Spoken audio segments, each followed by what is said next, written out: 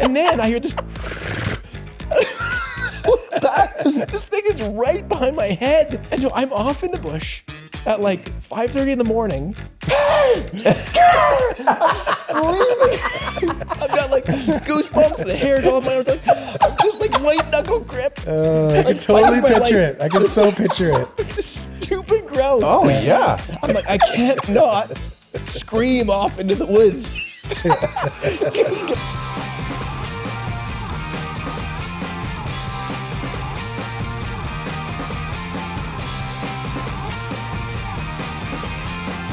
Welcome to another episode of Efficient by Design podcast. I'm again here with Dustin and Brad. We're going to kind of do part 2 of our job site dangers episode we did there a couple weeks ago. So we talked through like the issue of like wind on the job site and Like gas. Okay. Having wind. Okay, I'm going to tell a quick story just because you said that. So when Dustin and I were first in the Okanagan kind of framing together after years and years of building previously, we were building some fourplexes for a gentleman named Norm Caplet.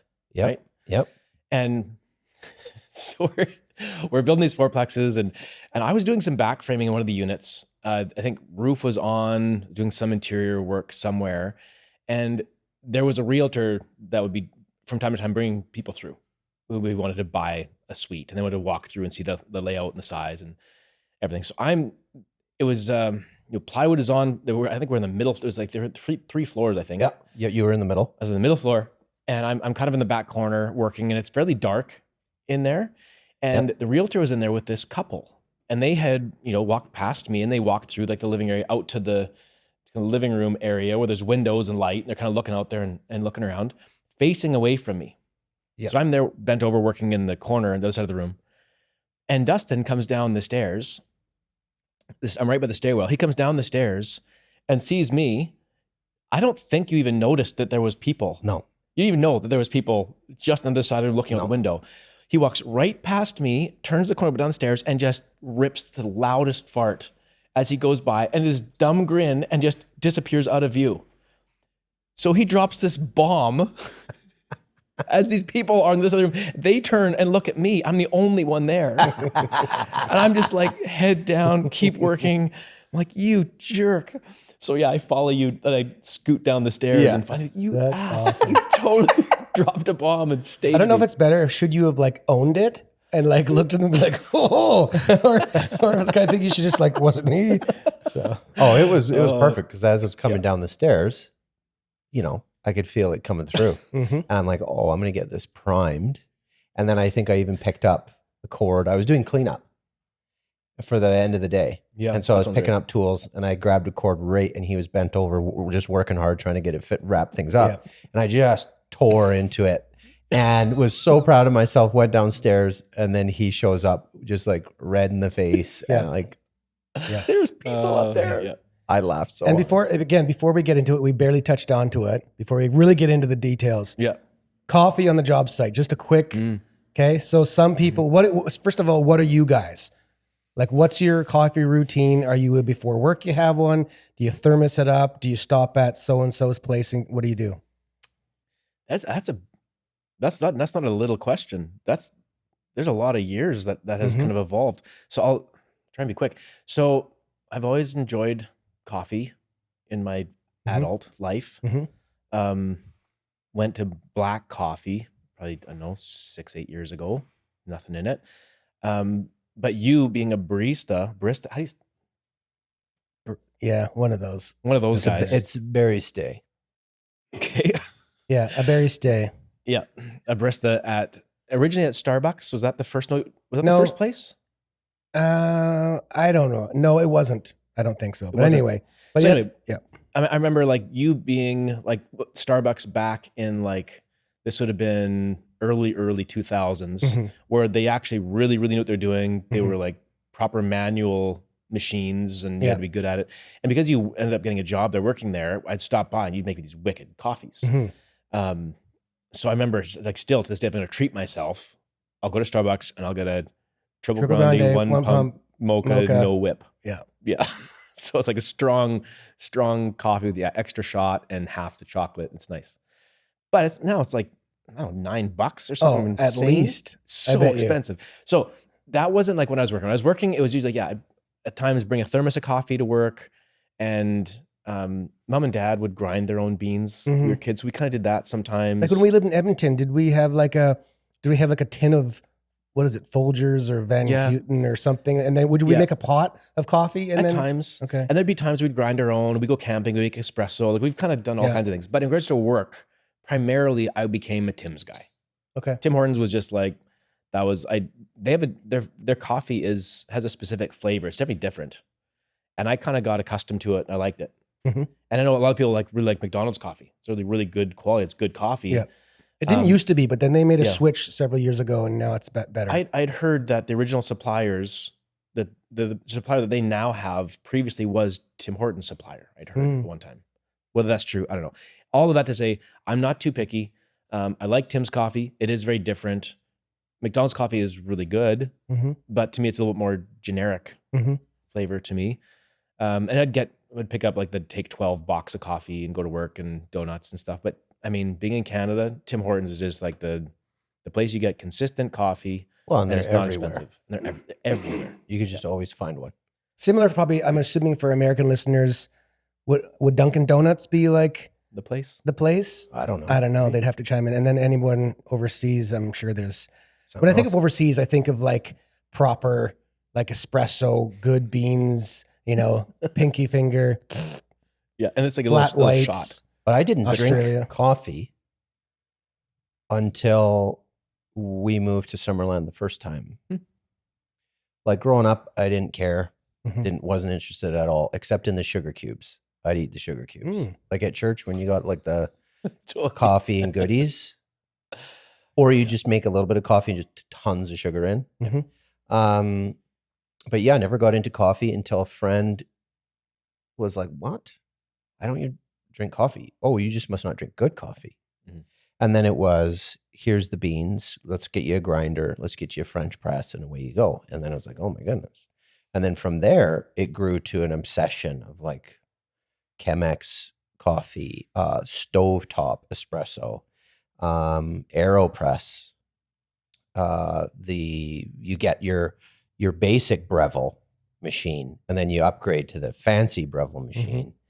And then going to friends' houses who at their home have like a Ranchilio or whatever it's called machine, and friends that started a coffee shop, and now you're doing like tastings and doing different things with coffee. And I loved it, and I would drink coffee. I worked at home for a while, and I'd make probably 3 coffees a day, and it would usually be an Americano. And I loved it until I recognized that I was having a massive crisis in my life. And I actually was having a huge anxiety problem. And my body was totally rejecting everything I was doing, saying, "You've lost it, and we're going to try and let you know." So the way my body lets me know is I'm going to mess myself. So here's an example. So we were living in Lethbridge, and Lethbridge isn't a big sprawling city, but we lived, maybe Lethbridge, what was it? 6-minute drive. And we were out for supper. On the drive home, it's winter, so 6 minutes. And I got the kids, my older 2 kids in the car, and I'm driving back, and I'm like, I gotta go. And they're like, "Dad, just wait till we get home." But I was so basically Mayor McGrath is this long stretch of straight with a bunch of lights. And if you hit them all green, it's glorious, but often you don't. And so boom, I get a red light. I'm like, guys, I'm not going to make it.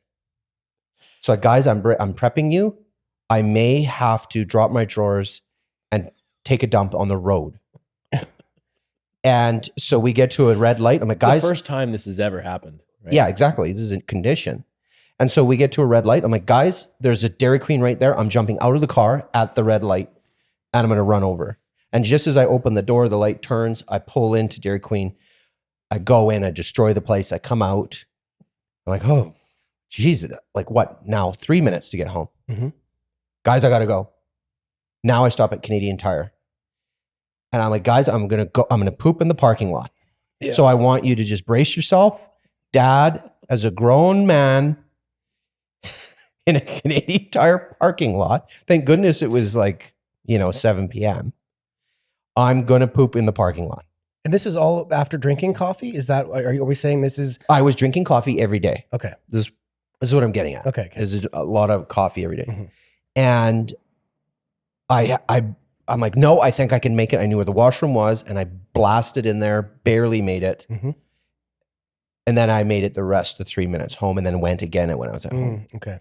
So That was a wake up call for you? that was a wake up call of like something's, like you say, I've had bowel issues my whole life, but that was a wake up call to like, whoa, caffeine is coffee. It's not just the caffeine. Coffee is an absolute nightmare for me, which is so tragic because I love coffee. And to bring it right back around, I didn't have a routine in the morning drinking coffee. Like when we were framing, I didn't really drink it. We would go out for breakfast and maybe I'd have a coffee at the diner. But I like terrible diner coffee. Sure. And I like McDonald's coffee. I like Tim Hortons coffee. I think the only coffee I don't like is like mechanic shop in the corner Right. Yeah. coffee with a little plastic stir stick. Yeah. And the coffee whitener powder Yeah. gunk and the. I don't want to gross. do that. But like a fancy coffee, I'm there. All the coffees I like, but I haven't drank coffee. Well, you've tried like the mushroom stuff. and Oh other- yeah. All the other- different mud. Nothing. Somebody please make a beverage that doesn't destroy my body that tastes as good as Is coffee. there coffee flavored gum? Oh, disgusting. I don't know. I mean, again, Straight to bed, I'm man. impressed that you actually made it into all those locations to go, because I know one time you picked me up in the morning from my house and I came out and he must have been in this exact same situation, but didn't make it to the bathroom. No. So I got to step over. No, you didn't. It was Well- on my side. Okay, well, anyway, in my parents' driveway. You didn't know about it at first. So I went to pick up Brad. Thank goodness the driveway was gravel. Because I'm like, I can make it. This is fun. I'm a grown man. And this is always the narrative in my head. And so I get there and I'm like, I got a split second decision to make. If that front door is locked, which it sometimes is, I'm a goner. And it's in my pants on the doorstep. So I have to make a decision. I'm sorry, everybody. I either have to drop my My drawers. mother-in-law listens to these when she can't sleep at night. I'm sorry. I'm sorry, Pam. Anyway, And I had to make a decision right there. And I chose to be as humane as possible and make the mess on the driveway in the gravel so that I could like cover it up. Kick it off into the field next Yeah. And you didn't know about it until I told you while we were driving away. And you weren't laughing as much as I thought you would. You were kind of a little bit mad about it. no. Like a little bit. I was probably more like, Disgusted? well, yeah, or confused. Like, it's that bad. Like, you can't. It is that because bad, there is yeah. a bathroom in that front door know. right there. I It's know. right there. So it's, It's like right there. steps. Like, you have to make the decision with 4 steps to go. Mhm. Maybe on the floor, pants, toilet. Yeah. Anyway, so we'll skip on it. So my coffee, just because again, you guys, I would say similarly, I can drink pretty much any coffee. Like, as much as I really like coffee, I've spent good time trying to make good coffee. I could have a really, really crappy coffee and still enjoy it. Sometimes like the really junky stuff, I almost consider it like another type of hot beverage that I can it's enjoy. different, It's different. it's not really in the same boat of like a No. really good coffee. No. But it's hot and it's got some caffeine in it. It's and got some character to it. yeah, and I'm like, fair enough. So I'm not super Yeah. snobby about the coffee myself. So When do you have your first coffee? Steph, my wife and I, we sit on the couch every morning. We have a routine and we just have like a quiet kind of meditative time. And whoever's up first always goes and we have one. We have a Breville espresso machine and we just do 2 cups, 1 shot into each thing. So we just share a split, like a small amount I have a little dabble of cream. Steph goes all black. And then so that's the first thing. And then I basically make one of these and that's usually it for the day. Nice. Yeah. Cool. Okay. So now that we've started the day, we've got our coffee in hand. let's get into some I don't. job I have site water. dangers. That's my grandpa used to, after dinner, finish his supper and then have a cup full of steaming hot water. Yeah. And my dad talked about how his dad, my grandpa, He would put a bit of would cream sit in there, it. he put a little cream in it, and he Yeah. would chew it. Yeah. It was looked like he would have a hot cup of water with a little bit of cream in it after supper, and he would kind of chew it like slosh it. I don't know what he's doing. Slosh it around. But you could see Yeah. him kind of.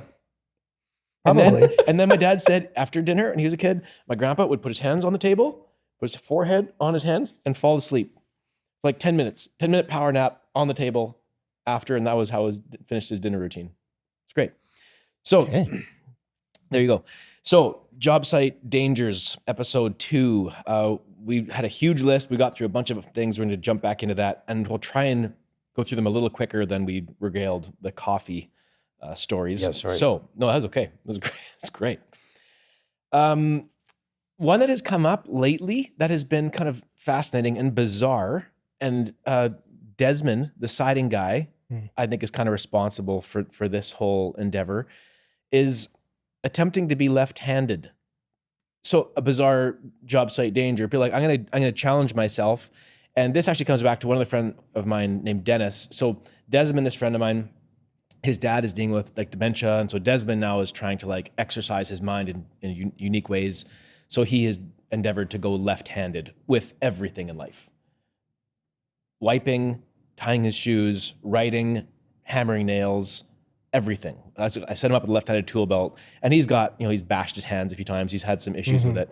My buddy Dennis said, I'm gonna give this a go too. Well, he ended up in a position where he was cutting with his left hand, trying to stay the course, and cut something, took a fall because of it, and then actually broke his leg. So, And was this on the heels of Desmond being like, Desmond did it, I'm going to try? yeah, So it's kind of Desi's fault. that's totally Desmond's fault. He's So hurting- everyone, okay. go give some hate to Desmond. Desmond. For Guys are breaking their legs, Desmond. Come on. Yeah. So it's kind of funny. Just like, so, there's a danger in just trying to do something new as a challenge. And not there's anything wrong with that, but sometimes you're going to pay the consequences of those interesting endeavors and pursuits. Do you As that was pay a funny one. consequences or do you receive consequences? I think you receive them. I think it depends. I don't think you pay a consequence. If you speed, you pay for the consequence. Oh, that was a good Okay. one. Literal. Oh. Yeah. Okay. So another legitimate danger on the job site, scrap and debris is a big one. And so this is one for me that drove me nuts on the job site. I'm like, yes, there's going to be messes. We're cutting stuff. There's scraps everywhere. Let's keep it in a spot that is like, whether you have like a garbage trailer backed up to a window, you're throwing your junk in there. The biggest one for me was like, I would throw a fit if people had little tiny offcuts sitting in front of the sawhorses where we had our cutting station. Like, at least just boot them under the horses. And that was like a skill that you kind of develop, is like, as you're cutting off little ends, you'd actually kind of hacky sack them, and just as they're free falling off the end of the board, you just catch them in the air and boot them under the horses. And we always had our scrap pile under there. And I've twisted my ankles playing sports so much and had ankle and foot problems that, you're walking on the job site trying to hustle and get something built, and you step on that one little inch and a half cube, and you roll your ankle and fall down, and you're like, that made me upset. I hated that. Yep. So Scrap and debris. do you, when you see the debris, do you immediately go, who is this associated with? I think, at times you're like, just deal with it because it's just something that was maybe innocent. But if it's like regularly happening, okay, people, time out, everybody. This is out of hand. This needs to be dealt with. This is not okay. Let's keep things a little more tidy. And it makes your whole like demeanor better too when the job site is tidy. Like, I used to, nowadays that things have become so cordless, it's not as much an issue. But we'd oftentimes with our crew have 5 guys, and if you could work together as a team, you could bang up walls so fast. I'd oftentimes be cutting plates and laying out, and then we'd have a cut guy cutting for 2 guys that are banging up walls, and I try and lay out fast enough that I could sheet behind them, and we would just like haul ass. Well, then you've got a minimum of say 3 airlines out, because I've got a stapler or a coil nailer for doing sheathing. There's the 2 guys framing that are running nailers, and then you got minimum of 3 cords, because I've got my cord for my plate saw, and then my cut guy's got a cord for his circular saw, and then I've got another cord for my router for routing out windows and doors. So there's a ton of cables and hoses on the floor. And so when we set up in the morning, we were really particular about plugging things in, and then we'd like, so if we had like a junction box, I'd like plug in a cord, go to where the workstation is going to be. We'd call it spaghettiing it out. So like for Mountaineer, we used to call it, you take all the cable or the rope and you just take it off the spool into a pile and leave the female end on top. And when you grab it, you can run with it and it'll untangle. So I was very strategic. Okay, there's a pile here, there's a pile here. They're coming from this way. They're not going to like cross all over the place. And as the day was going on and you're having to move around, things are starting to cross over. And there'd get to a point where you're like, I'm trying to sheet walls and I'm routing out a window and I'm like, and all of a sudden I'm like, I'm pulling on the cord and you're already trying to hustle because you're under the gun, you know, guys are framing, trying to get this done. And now you're out of cord and you can see it's like wrapped around a guy's hose and then around a stud and you're like losing your mind. And so it would be funny because everyone's like head down working away. All of a sudden saws are dying and air's off. And I was like, what's going on? And here I'm just like unplugging everything. Like, everyone pull your cords back and get them all, you know, change cords or whatever I do to straighten this out. So like that mayhem when you're framing was like, it could be so good and then such a hot mess if people just didn't pay attention. I'd be curious to know how, like, obviously I haven't personally framed much since I built my house. And because I did most of the house by myself, it was like one cord and one hose. So it's not a big deal. But I'd be curious to walk onto like a new site right now with the crew of however many, 5 to 10 guys. Is it, I just don't know. Is it very cordless now? Like, are we talking like cordless nailers and all the stuff is pretty much, that's the way it is now? I would say it totally depends. Because there's lots of guys that I talk to and communicate with through social media. They're like, cordless is like, it has its place for back framing and like little odd jobs, but production framing, having to deal with batteries all the time, and lots of guys, they're really expensive. The tools aren't made to take the kind of abuse that that pneumatic nailers can put up with, and the kind of power and the time. So it depends. It seems to be a little bit 50-50. And it's funny because the cordless mob thinks everyone else is useless. Like if as I do posts and I'm using a skill saw, a circular saw that has a cord. People are like, if you walked onto my job site with a corded saw, you're fired. I'm like, get out of here. It's so dumb. So if that's you, back off.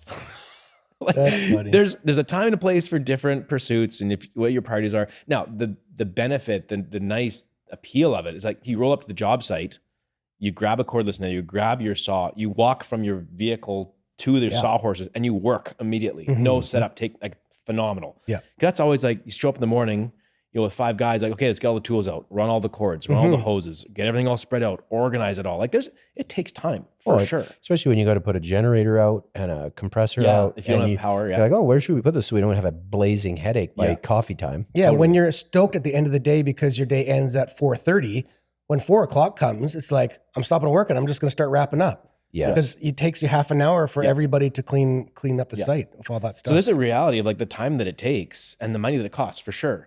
But once things are set up, the speed that those tools operate at and the lack of having to walk back to the tool trailer or the charging station, and batteries are expensive and they're heavy. So when guys are just bashing, you know, pneumatic and corded tools, I'm like, Okay, 10 years from now, where is it? Because obviously it's only going to get, like, battery is only going to get more, tools are only going to get lighter and more efficient is my assumption. I have a hard time seeing nailers ever competing with pneumatic ones because they shoot so fast and they're so much lighter. Saws, cutting tools, I think that, you know, as the technology increases, again, they're expensive though too. So I don't know, I feel like cutting tools, you know, cordless, and that, you know, that removes half the cables laying on the ground. Nailers, coil nailers, staplers. I mean, you think of like nailing off a floor, nailing off a roof.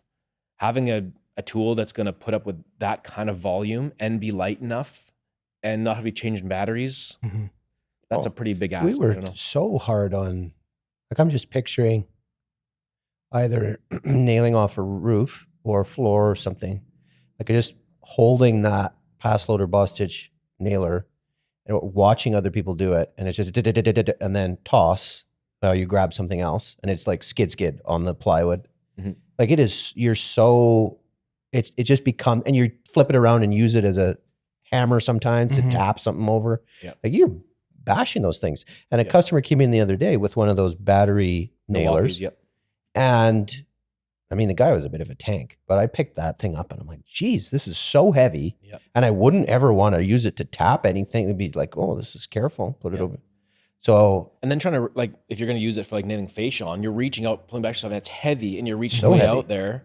You know, like we have decently sized overhangs here. Like in Ontario, oftentimes the overhangs are much shorter. Here, we're like, 2 foot overhangs all the time. I've even done 36-inch overhangs. Like holding a nailer out there, is brutal. So there's, I don't know. It's not a definitive, right or wrong to me. So it depends. So when I was framing, we had a dozen guys. We'd having 2 or 3 jobs on the go at a time. And we did have, like, I had a big toolbox. I think I had 2 or 3 sets of all cordless tools. So there's like back framing to do, or like, a bit of a footing job, like grab one of those, get out there, get the job, and get back here. I mean, all your drills though, like truth be told, like when's the last time you used a corded drill? Yeah, no, corded drills are uncommon. I mean, the only time I'd grab one of those typically was for like doing great big holes for timber frame stuff. But now even those, or hammer drill. Yeah, but no, I've got cordless hammer drill, which is phenomenal. Don't need corded on that. So I'd say all drills now. That are pretty near. What about mix and mortar and stuff like that?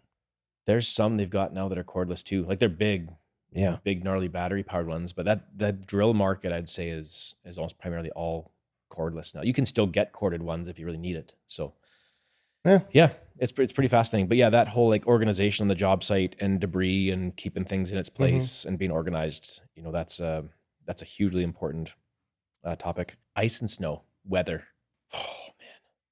I'm trying to think of like the things that are just like have been so irritating, like ice on top of the walls. It's like those shoulder seasons where you're like, okay, it's crane day tomorrow. Oh, we had, it was down like right around freezing. We had a bit of snow. The sun came up, it melted, and then it froze overnight. And now we've got like a 3/8 pile of like hard ice on top of the walls, and the crane shows up in half an hour. Dealing with that kind of crap. And you're slipping around on the friggin' ice rink on the floor. Like that's the ice in the job site is such a pain.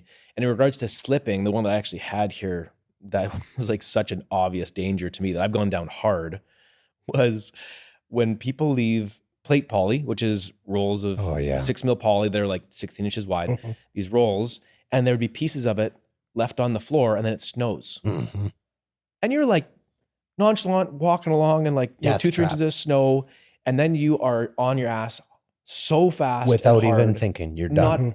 There's no warning, and you're just down, and everything hurts. Whether you're packing lumber or whatever it is, like, man, I've gone down hard. Or you do the splits, tearing, pull your groin. Again, I remember when I had my insulated tarps down in truck when I did my house, slipping on one of those. I had previously had a bit of a hockey injury, and it was like totally right in the groin, but it did like almost healed up, and then I slipped. And again, and oftentimes they say it's not even so much the falling on the ground that is the main injury.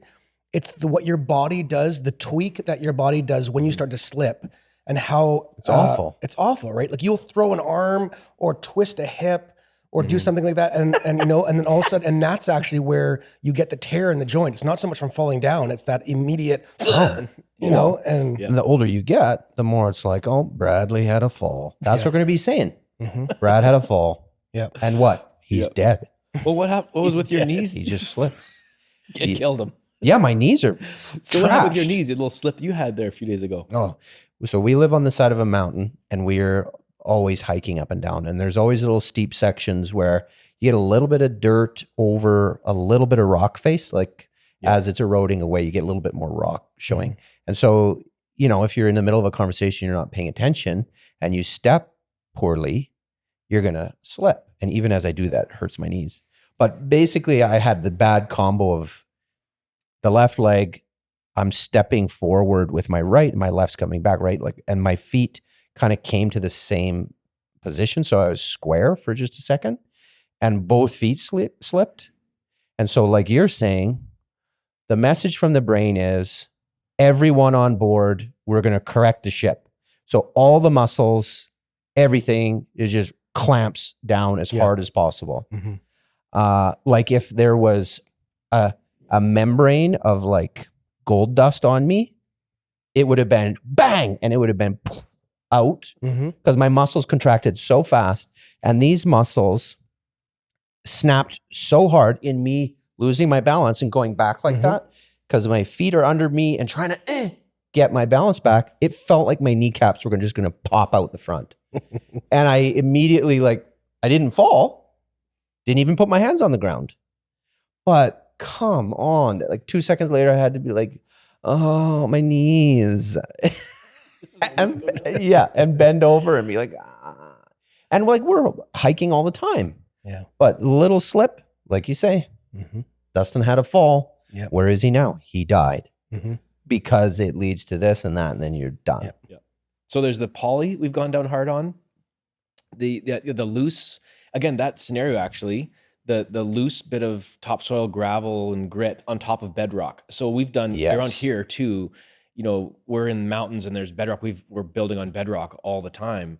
So you're in that situation where you're like, okay, we got all this bedrock here, and then there's soil over here, and we're like spanning between different materials, and you're trying to build footings down these. Like we've done footings where we had, I think, around 30 steps ranging from 1 to 3 feet, cascading down the bedrock. And there's little bits of gravel and stuff on it, and you're just slipping and sliding. And those things where you slip a little bit, then you catch traction, and you're like, ugh, and you pull muscles and groins, and it's just terrible. So the other slip that I've had multiple times that again is just makes you rage, and it comes out of nowhere, is stepping on the forks from the forklift or the zoom boom or the telehandler. Under the snow, behind the tool trailer, usually in the morning, had a bit of fresh snow, and often that was the case for us on our old sites. The zoom boom would be parked behind the trailer doors for security. And so you walk in the morning, you're gonna kind of unpack stuff, and you step on the forks, and that cold steel with an inch or two of snow on it that you can't see. My goodness. I've gone down hard, and then you get up mad. Yeah. And what did I step on? You falling onto steel rails. That sucks. You know, it's another dumb one that I'm sure we've all done it, but not realizing that like that little block of wood down there, I'm just going to kick it out of the way, but it's frozen solid to the floor. And is it that you decided to wear running shoes because you went on the roof? And you're just like, I was going to boot that underneath the sawhorses, and boom, blacked my toe. Oh, so bad. Yeah. Yeah. And then also the fresh skiff of snow hiding stuff. So I remember having this in Edmonton. It's when I was working with Matt, who nearly killed me, thrown a snowball at me, the same job, I think. And we got fresh snow in the morning, like hustling around, and there's like, 2-3 inches of snow, and I'm booking it across this wing of the building, and it's enough snow that you almost can't tell if a 2x4 was laying flat on the floor, right? There's enough snow, it's kind of camouflaging it. And there's a plate, I think it was like a big opening, and they hadn't cut the bottom plate out yet. And I must have stepped like right in front of it. So my toes like finish right in front of the 2x4, and then my other foot comes and like hits that 2x4. So I want to, stumble forward with my other foot, which is already against the 2x4. So I just fully yard sail, tool belt, tools right onto my face. And again, that was a funny one. I didn't get hurt, but it's just like the snow just camouflages those things that normally aren't an issue. And and you go down. And then the goofing around, throwing snowballs and throwing your shoulder out, which I did, and now, have you ever had those falls where it's not a big fall, like it's more of a stumble, but you're like you mentioning your foot tripping as you try to catch yourself leads to worse outcomes. But like I can remember falls where it's pretty minor. You're like, oh, I'm losing my balance. No big deal. Your brain's processing, oh, I'm just going to do a little turn here. And then, oh no. And it leads to a very awkward, extended, slow motion, like face plant. Like I've had where you're like tripping on multiple things and you're falling over. Oh, there's a sawhorse, and then you're on your face, but it's all slow and really embarrassing. Yeah. And you end up in your pouches, like the bags are all flopped over and there's nails all over the floor, and you've got your skill saws over here, and you're just tangled up in a sawhorse. Yeah. And people are like, Yeah. what happened? And you have to choose when you're down there, like, okay, do I laugh this off and be funny, or do I try to be really cool and be pissed off when I'm down here and like blame someone for that piece of wood, you know? Were either of you guys with me? This might have been with Justin.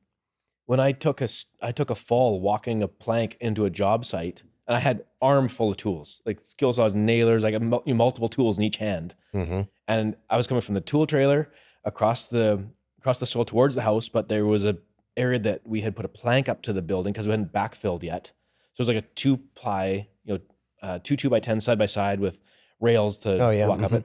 And I came around the corner to walk up the plank up into the building, and I caught my foot, I stumbled, I tripped, and what ended up happening, I've got armfuls of tools, tool belt on, and I'm like, I'm going down, I don't want to drop my good tools, 8 feet down to footings and stuff. So I ended up like fully bailing right onto my chest on the plank, and I was just like, I'm just gonna take it, turn my head to the side, and like wham, and land on my chest with all the tools hanging down. And people were like, what's going on? And that helped me up. And I took it in stride and laughed about it. Sure. And my crew was like trying not to just blatantly laugh in my face. Yeah. But it was like one of those awkward, are we allowed to laugh at the motion- boss? Yeah. That was really funny. It reminds me of you when we camped at the waterfall on that one log, and you have your fishing stuff, your backpack, fully dry, prides himself on being like, I can walk high walls, I can walk across this log, across this creek. It'll be no problem. And then you got a little wobble, and I was behind. I think it was Justin. Yes, I was right behind Justin. Yeah, and then we're walking a log across this pool in the creek, way up in the hills up behind Headley where we used to live. Mm-hmm. And I've got a backpack, fishing rod, and there's a log across this pool to cross the creek. So we had to like traverse all these areas.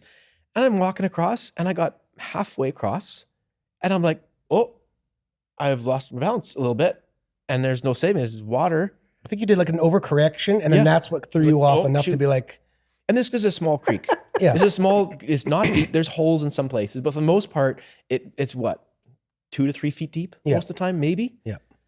So I'm like, okay, this is all boulders everywhere. I'm gonna have to just step off this log now, and I'm gonna free fall. The water's maybe 1.5 feet below the log, maybe. Yeah, you've got your fly rod in one hand. Fly rod and backpack on. I'm like, I'm just gonna step off. I'm gonna go into the water a couple feet, kind of gently stick the landing, soak it up, make sure I like squat in the water, so I don't break an ankle down on the bottom. But I think I remember you kind of looking around, realizing there's nothing to grab onto. Totally. My only option is to just go there. There's no rocks to jump to. There's no trees or branches. So it's like, here I go. Just a little hop into the water. No problem. Well, it was like 5 feet deep. So I like kind of go in a little bit of a sitting position to like cushion my fall so I don't hurt myself. And I go under the water completely. And for a split second, there's nothing that you can see except for his hat. The hat came off. The fishing rod. And the fishing rod. No Luke, just a hat floating on the surface and half a fishing rod sticking up. It's like glacier-fed creek. Oh, it was so funny. Yeah, it was great. And you came up laughing pretty hard too. You're like, it was like, because you pride yourself trying, like you're skipping along on these boulders. Because we tried to like, let's hike way, way, way down the creek and then fish our way back. Mm-hmm. Otherwise, you fish your way away, and then it's starting to get dark. Like, oh shoot, we got a long way to come back. But yeah, those moments where, it's just a goofy scenario, and it's. I hear lots of these stories about the waterfall. It's nice to hear that you guys have gone and Justin has gone. Well, you got bad knees. So we went last weekend. It was so fun. Have you actually not been there? That's correct. Oh, that's weird because we've taken everyone there. Exactly. All right, it's a trip. Yeah, we absolutely do. Once the water's down from runoff. No joke though. Speaking of cordless tools, that Luke and I have talked about it in the past of building, because I would love to build a little cabin or something that we could have some beds in down there by the waterfalls. For those of you that don't know, well, nobody knows.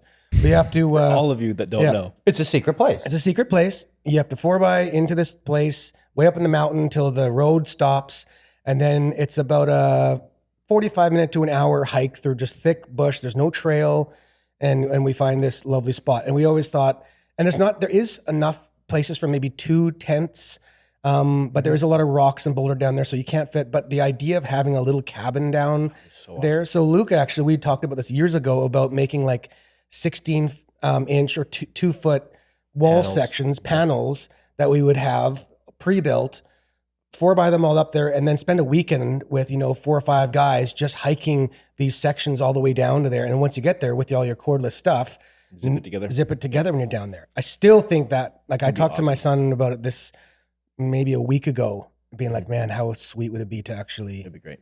Okay, here's another one involving machinery and stuff. So bad communication in regards to heavy equipment.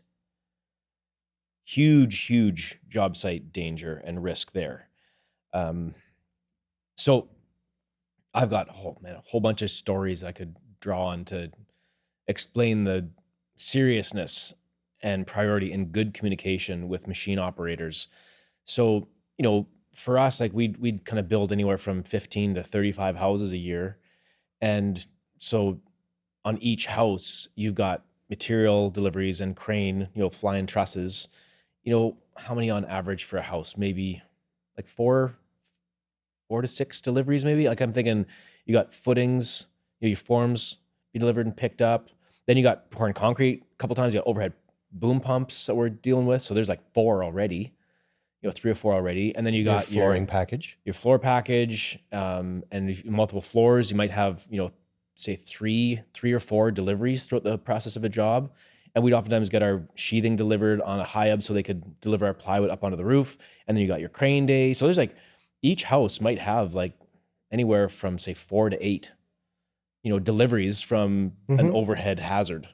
And then you've got, backhoes and excavators that you're working around for doing digging and all of that stuff. So, there's tons of heavy equipment danger there. And first of all, making sure that you wear the appropriate PPE so that you've actually got high vis on so that guys can see you. And if there's for us, it was like if there's ever any overhead hazard, hard hats mandatory. If you get clipped with a bucket in the head or there's a crane overhead, like got to have a hard hat on and high vis. But the big ones for me in particular were the delivery truck drivers and the crane operators, and the pump truck drivers. Those were probably the 3 primary ones. So before we ever did lifts and placing concrete and doing these deliveries up onto the roof, there'd be a discussion, get down on the floor, let's have a quick meeting first. Here are the signals, the official signals that are used, and I'd train my guys that way, and we'd have follow-up meetings after to be like, hey, heads up for you, this that you were doing, that doesn't work on a drywall truck. They have no cable, right? It's boom, you're operating the stick and you're telescoping in or out. So like just they'll get what you mean, but don't be like, come this way. Like I'd also try to like give credit to the drivers because they obviously know how their machine works. They know how they can make the smoothest moves. So sometimes what I would ask for, I think, oh, they could make this, they can get that truss over here if I tell them to boom out. And then instead they're like, instead of booming out, they're actually booming down and they're cabling up at the same time. So that, that symbol is this. That means you're booming down while you're keeping the load at the same height. And so I told them, like in our pre-lift meetings, like if you want to do something different than I'm asking for, that's okay. But instead of just doing it, say, hey, heads up, get my attention. Let's talk first. So I understand why. Because as soon as you make a move that I'm not asking for, you maybe can't see the risks on the floor or the walls up top. And I need you to do what I ask you to do, or tell me why you're going to do something different. So we've talked about another podcast, one of my employees who he got knocked out because a driver made a move he wasn't asked to make. He was actually told not to do anything, made a move, collapsed to floor, sheeting goes down, guy gets knocked out, torn rotator cuff, super sketchy. I've had twice where one was a pump truck in the winter, set an outrigger down in the snow and hadn't cleared the ground properly and put his outrigger on a Shaw box. So he's unfolding his pump and booming out to get things out. All of a sudden the pad snaps through the lid of the Shaw box. And what's a Shaw box for people who don't know? So Shaw box is like a utility box in the ground. So yeah, oftentimes you have like different utilities that are built into like a fiberglass or a steel tub in the ground.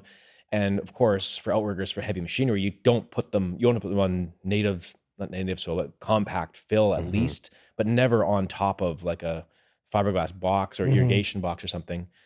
And yeah, so then that he's booming out, and all of a sudden that thing drops 1.5 feet. Well, you think of 1.5 feet movement here translated into like a 70 foot long boom reaching way out. Well, that sucker drops, like 20 feet. That's brutal. So fortunately there was no one over there, and he was just kind of getting unfolded, and he dropped, like, oh, okay, big scare and crisis averted. No danger or damage in the grand scheme of things, besides the box having to be replaced. And then I've had also, I almost got crunched into a roof when I was getting plywood flown up onto a roof, and the crane operator set up one outrigger right close to the house, and it was on loose fill. So he got it like a nice flat area, put his pads down, got it. But as he was reaching out and booming out to me, all of a sudden that ground just collapsed, and this lift of sheathing, the last like 5 feet of movement, also moves quick and just crunches into the roof, and I'm scurrying out of the way, and a big hole in the roof. And Jeez. yeah, like some of those. So, there's the errors in setup, and then the lack of communication, and then also making sure that there's a designated signal person.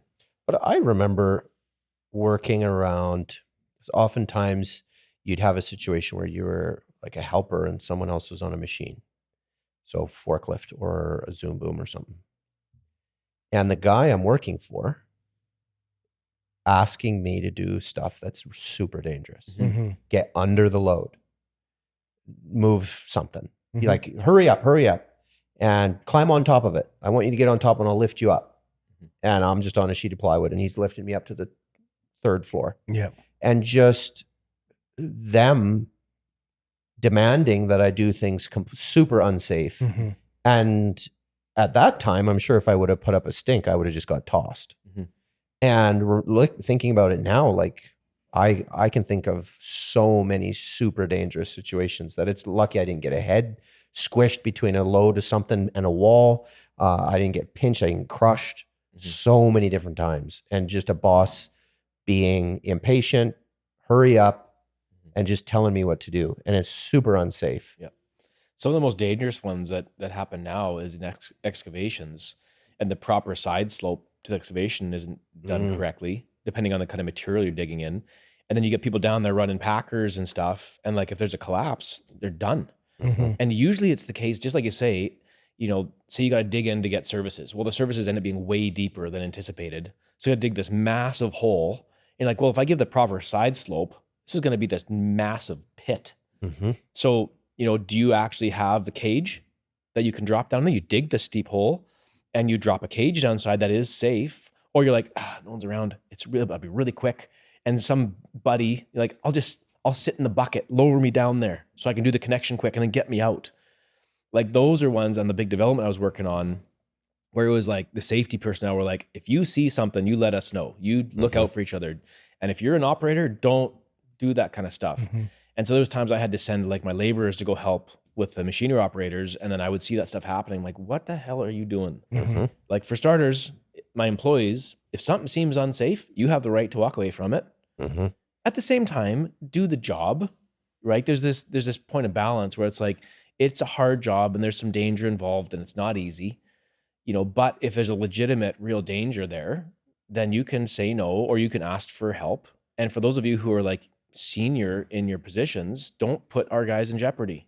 Don't do something stupid. But yeah, those times, have changed a lot. I mean, there's huge fines that'll get dished out. That sort of stuff was way more, common. But that was the culture around a machine. Like, I'm just thinking back, like if a machine pulled up now and I had to go do some work around it, my mentality is go as fast as you can and try to predict everything they're going to do and make your movements so that you're as efficient as possible and they're happy, because the person in the machine has to be fast. And if they can be fast, it's expensive. And if they can go without stopping, that's your job. And the amount of dangerous things that I did to try and stay ahead of them was so ridiculous. But to have a machine operator who has patience, like I remember jobs where a guy would get out, like he'd come from someone I wouldn't know, come onto a job in a machine, and I'd be hustling. And this didn't happen very often, but it would be like, hey, it's okay. Relax. I don't need you to run around like a crazy person. We're going to take this slow. The machine's running. I'm getting paid as long as that thing's running. So just chill out. Yeah.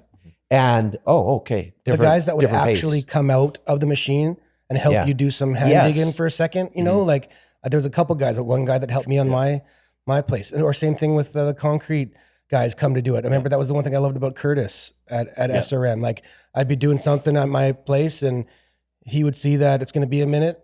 He'd get down there with a trowel and like help me out and do stuff. Like those are gems. Obviously they're not being dangerous by leaving their stuff, but you look online at what some of these machines can do.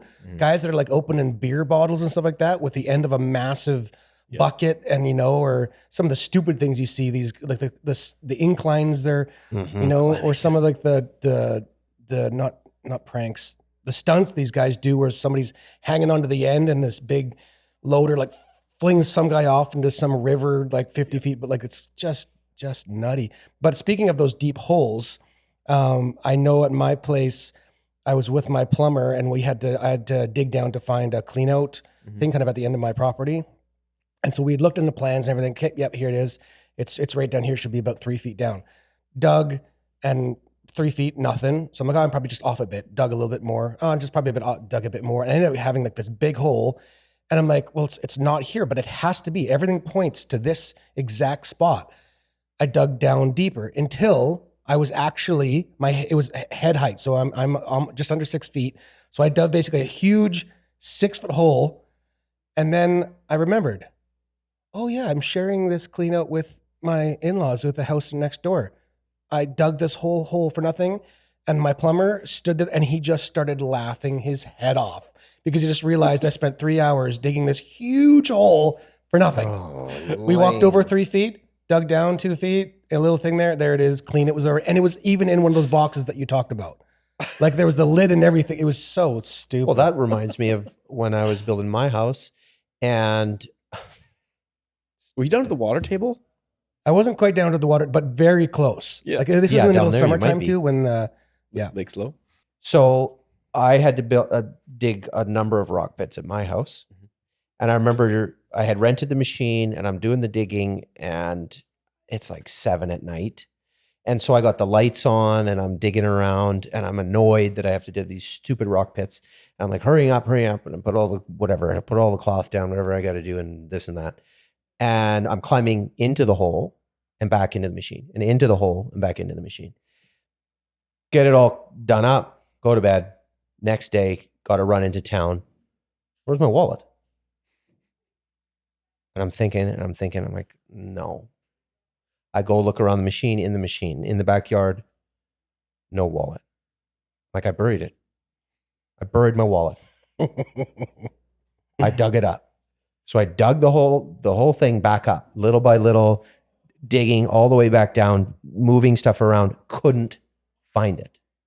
Gone. Wallet gone. Disappeared. Had to go get the stupid cards all over again. And You don't know if you buried it or not. I'm pretty sure it was buried, but I just couldn't get it. Why are you saying it like that? buried. No. It's a U. If it was buried, it would be like the word bury, Berry. But it's buried. Buried? Like, oh my goodness. Like Pavel Bure? Yeah. Buried. Do you say buried? I don't know. Everybody says buried. I was buried alive. Sometimes I'll say I was buried alive. Sometimes I'll say buried, but you know what? Sometimes I put a little extra effort. One that really annoys me is when Buried is past tense. yeah, we have family members who will say instead of "I won the game," "I won the game," Ugh. That's a pretentious way to say that. and they'd say "I." So if you won one, it's "I won one." I don't do that, but I'll do buried. Okay. All right. Unpulled nails. Those can be bad. That's what we were stripping and cleaning stuff up. It was always like either bend them over, knock them out. Don't just leave boards with nails sticking out. That was a regular discussion on the crew. And I feel like... So when you say unpulled nails, you're saying it's a nail that isn't set. It's sticking out. No, I'd say it's driven home. Like you're pulling braces off. Okay. So it's a brace you've nailed on somewhere. Nails are driven home. You rip it off. There's a porcupine nail sticking out. And someone just leaves it on the ground. Yeah. So those situations, or you made a mistake, had to rip a cap plate off and it got busted in the process, and you kick it to the side because you're pissed off and there's nails sticking out of it. Yeah. Like those are the ones that we're like making sure we would deal with. And I'm almost certain this was Steve Garr that I worked with in Edmonton, where he was on a ladder up the outside of the building, taking something apart. Maybe it was a handrail or something, but there was a 14-foot 2x4 that came loose. He knocked loose or something, and it was one of those awkward moments. I think up a ladder, you got one hand and you're prying something free, and this thing fell, and he couldn't get out of the way, and the bunch of nails hooked in his back. Ah, sick. And were hanging from him. Oh. So the board actually came down, hung from his back, like, and then he had to like wriggle out of it and pop it off, but it actually like clawed into his back. That was nasty. It's up on the ladder. It'd be terrible. Yeah, it'd be awful. So yeah, unpulled nails just was always like a thing. Like that would be a common discussion to whoever tore something apart. Clean up after yourself. Don't leave nails sticking out. Yeah, make sure they're all dealt with. Chainsaws. Those were, now this is another point, a lot of guys hear framing and chainsaw and they want to throw up because, being known as a chainsaw framer is a very bad thing where guys are like, yeah, I got this apartment to build. I'm going to cut all my cripples to length right off the lift with a chainsaw.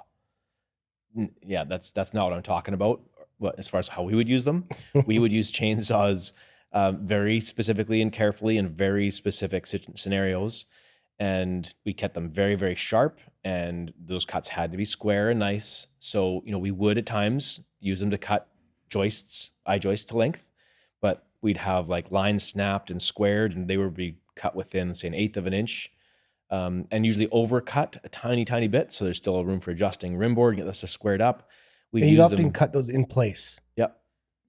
Cut them in place. Which is why you would use a chainsaw. Mm-hmm. Even if we were cutting them on the ground though, if we had a whole stack flushed up, there's times we would square a line around a big lift of eye joist and like lop off the whole thing and do 20 joists in one big cut. But majority of the time that was a plate saw. No, I would say it was usually a chainsaw. No, I don't think so. So there's definitely times we would use circular saws as well, but oftentimes I would use a chainsaw for that. And we use them for timber work. And then I'd do plunge cuts for our knife plates. So I'd form up columns, and we'd have like a 4-inch wide and 12-inch tall 3/16 plate of steel that had been cast into the column with rebar dowels welded to it. And I would do a plunge cut in the end of my posts, and we'd drop it over top, and then we'd drill holes and hardware through. And doing plunge cuts, that is a very, very dangerous thing to do if it's not done correctly. Explain that for a second, because to someone who doesn't know a plunge cut, I know I've done maybe 4 of them in my lifetime after watching you do them, and didn't have any issues, but I was actually quite scared doing them. Yeah, they're a little terrifying at first. So a plunge cut is basically if you want to make a slot into a piece of lumber, you can take a chainsaw and you can literally just like poke it straight in. Now, if it's not done correctly, it's super dangerous because that chain is running over the top and over the front of the bar. So if you touch that thing, let's wind out straight into a piece of material, it is going to run up that material and it's going to come up right into your face. Super dangerous. So I'd worked with a timber framer years and years ago who was kind of showing me the technique for it. And, ideally in a perfect world, you should actually have a carving bar, which has a far smaller point on the tip of the bar. So there's not as many teeth that are actually pulling against the material. So that will help, but you can use a traditional chainsaws, no problem once you do it right. But what you actually do is instead of coming in straight, you have the bar and the saw really low. So you touch the teeth to the material with the saw down. So then it's trying to drag up, but it's pulling against the angle of the saw versus this way where it's going to come straight up. It's just kind of pulling up away from you. So it's really easy to hang on to. So you just get the bottom, like basically the bottom kind of half of the bar is the safe portion. That's what you want to start your cut with. So you turn it this way and you push that portion in. Once you've made a kerf to actually get that kind of front bottom half of the bar in, once you get a kerf and you're pushing in this way, then you can bring the saw up level. You wind it out, you bring it up level. Now the saw is kind of trapped in that kerf you've created, and you keep the gas on, and then you just with steady pressure, you can then push it straight in. But if you do that well, it looks really slick and easy. You start low, and up you go, and you just drive it in. It feels great. Someone else sees that, oh, that looks easy. And they come at it straight and they wind it out. Oh. Okay, here we go. And they grit their teeth. And this thing is like bucking all over the place. So sketchy. Yeah. So scary. And when you look at a chainsaw, you're like, oh, this thing, it's like a blade all the way around. I just touch it to whatever and I can cut anywhere. So here's like, oh, I have no saw to cut in this goofy spot up in this floor system. As a chainsaw, I could probably use that. And then guys use it and they like come up underneath something like this. There's videos online I've seen guys like coming up with it wound out and they're going to try and trim something in this awkward spot and it catches the floor. And what happens when it does something you don't expect? You squeeze and you gas that sucker and that thing bucks back and like bad stuff can happen. It's super dangerous. I installed cabinets with a guy who previously was a faller. And he used a chainsaw to make his cabinets? Yeah. And so he had all these stories. I think he was the only guy in this crew that didn't leave the job from severe injury. Yet he had injuries, but they weren't like career ending. And one of his stories had very much to do with this whole element I'm talking about. And what he talked about is if you're falling trees, you know you're making good money if there's a tree always falling. Oh my gosh. Holy cow. So this is like obviously, dense forest and you're like just lopping these things down as quick as you can. And so he was like, basically what you would do is you'd go to a tree and you'd do a swipe down one side of the tree at the bottom, and then you'd come up the other side to knock the brush out of the way. And you're looking for your next tree while you're doing that. I'm going to go here. So you just like, and you've got the saw wound out. So you're just knocking the branches off the bottom portion so you can get your cut started. And so he's looking for his next tree, and he had put a new bar on his saw that was, I think, 2 inches longer than this previous one. So he went from like a 44 to a 46 or something. Big bar. And so he has it wound out. He comes down and he's got it wound out and he comes across, and because of the longer bar, it reached a little farther and he's got it throttled right up, and the tip of the bar hit the tree and runs up the trunk and just comes flying up at him. And he says his forearm hit him in the chest, and the bar came up right to here, and the teeth caught his hard hat, knocked his hat off, and he was right here with the saw wound out, just screaming in his face. Did the brake not? Did he not hit the? It didn't it the brake. Maybe it did at the last part of the motion, but he talked about that thing being like inches from his face, wound out, and it knocked his hard hat off. Jeez. And he said he shut the thing off and threw it in the dirt, and he went for a walk and he sat in the bush for half an hour, and just like, I nearly sawed my face open. Yeah. Like, so terrifying. So they're super, super dangerous. If they're used right and you respect them, you understand the stresses and how to use them, they're such a versatile, great tool in the right application. But it can be, especially I know we used them when we lifted all of the, when you're first about to pour your footings, you lift all the wood off there. And then usually you're just flying through there. You're just cutting all the little stakes off. There's sometimes you see guys that are they're going so fast, zipping all the kind of stuff there. And then because there is all those angles and you're trying to get your, I know that's often a place too where you can get in a little bit of trouble when you're just flying. You should not be flying with a chainsaw. Slow down a little bit. And if you see somebody who's really handy with it, quick with it, it's because they've done it a lot, they've got experience. Don't feel like, oh, I could be as fast as them. I've never used them before. Right. That looks easy. Like you got to be careful for sure. Yeah. Okay. So yeah, chainsaws, good fun. In regards to weather again, hot and cold weather also come with their risks beyond, just snow and ice. I mean, where we are here, it gets very hot. Most years it gets very hot. Some years it gets stupid hot. So we've had years here recently where it was up to 46 degrees, I think, which is 100, almost 120 Fahrenheit, I think. So very, very hot. And especially when you're doing I found foundations, and you've got that form ply up that's got like the dark brown, almost black paper face finish on it. 46 degrees is 114.8. Okay, so hot, properly hot. Yep. And so I remember doing foundations in 45 degree weather, and you're putting up 10 or 12 foot forms, and they've got that like almost black paper face finish on them, and you're working in sand, and the heat is coming from everywhere, and every 20 minutes you're going into the shade and drinking a liter of water. And we had times where, we talked about this once before, one of the homeowner was helping us out and we're pouring a foundation and he fully just passed out, dehydration, and did a lip stand from the top of the wall for like 10, 12 feet down to the ground. I haven't heard lip stand in a long time. And he fell onto lumber spreaders with nails that weren't pulled and got several punctures. Yeah. So yeah, bad news. So yeah, heat can be awful. And then obviously cold comes with its realities of like wearing tons of gloves and lots of clothing and being bulky. And I mean, something I think of most about cold and swinging a hammer is if you hit your fingers hard with a hammer when your hands are cold, they get warm real fast. Yeah. Yeah.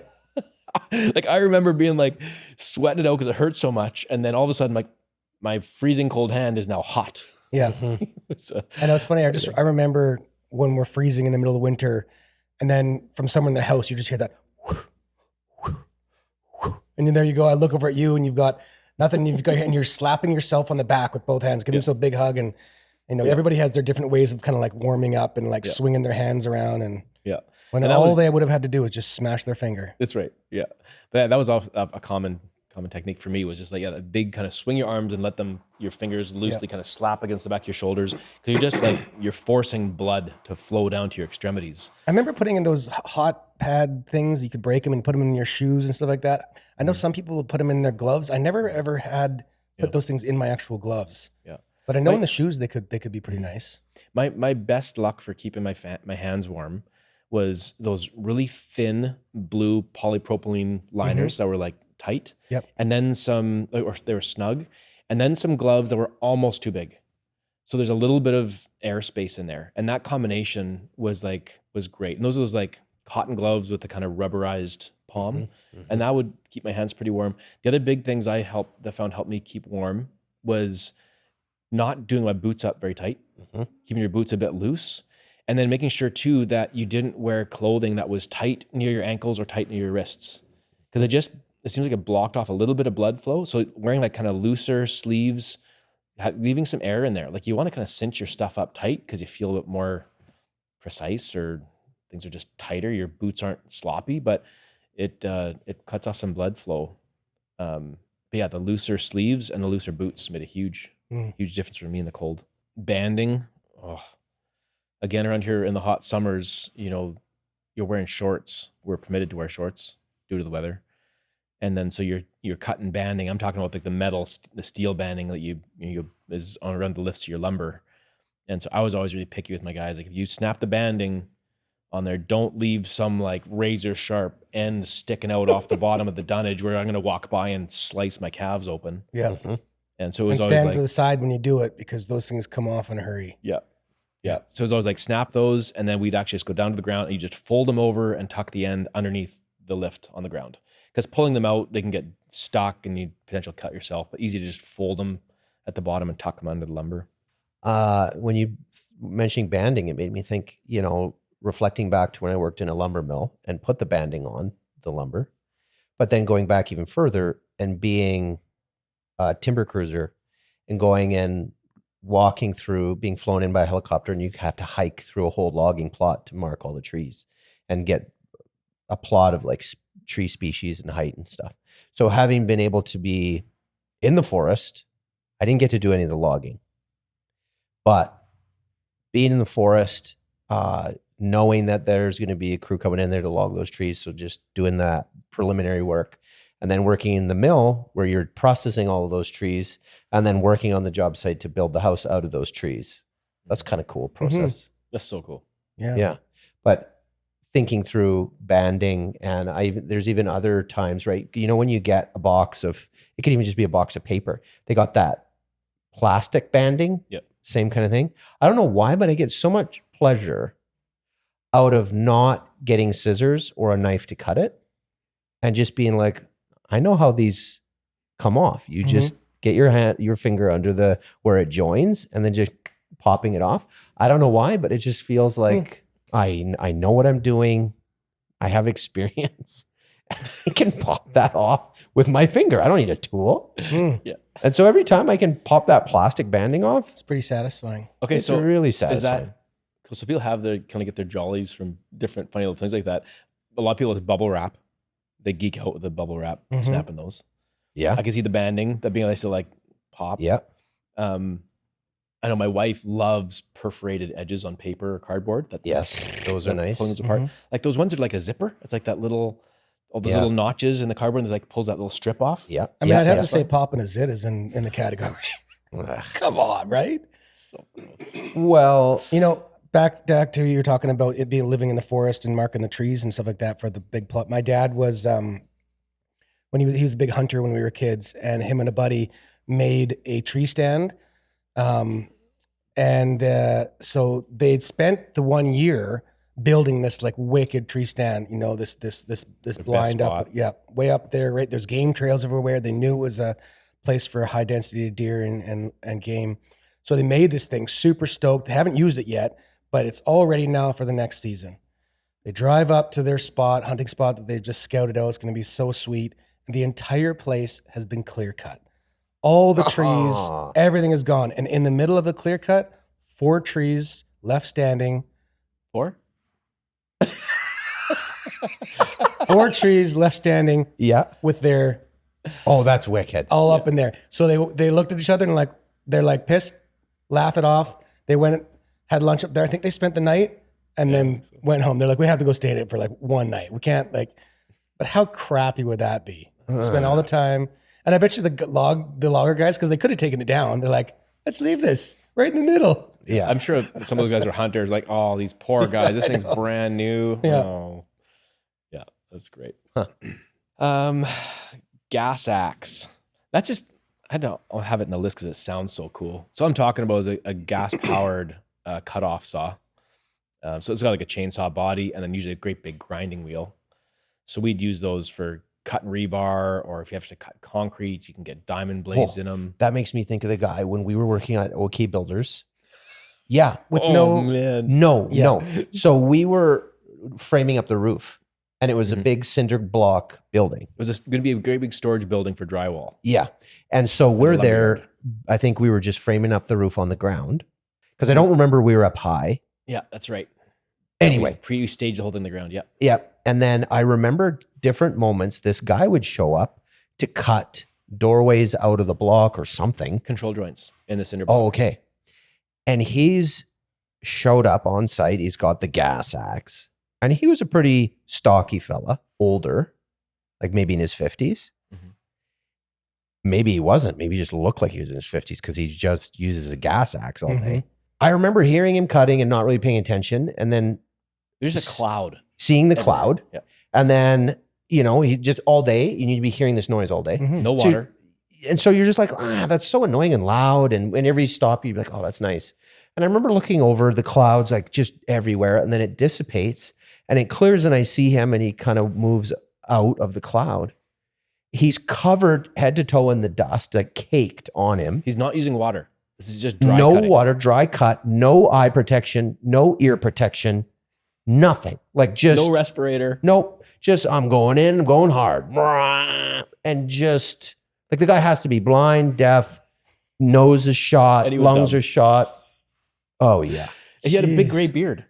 Yes. And he was just caked in it. Yeah. He's like shake his face. It's just like, it was unreal. So bad.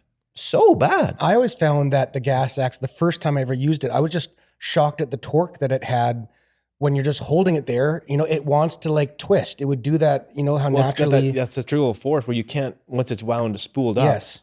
I can't remember what that's called.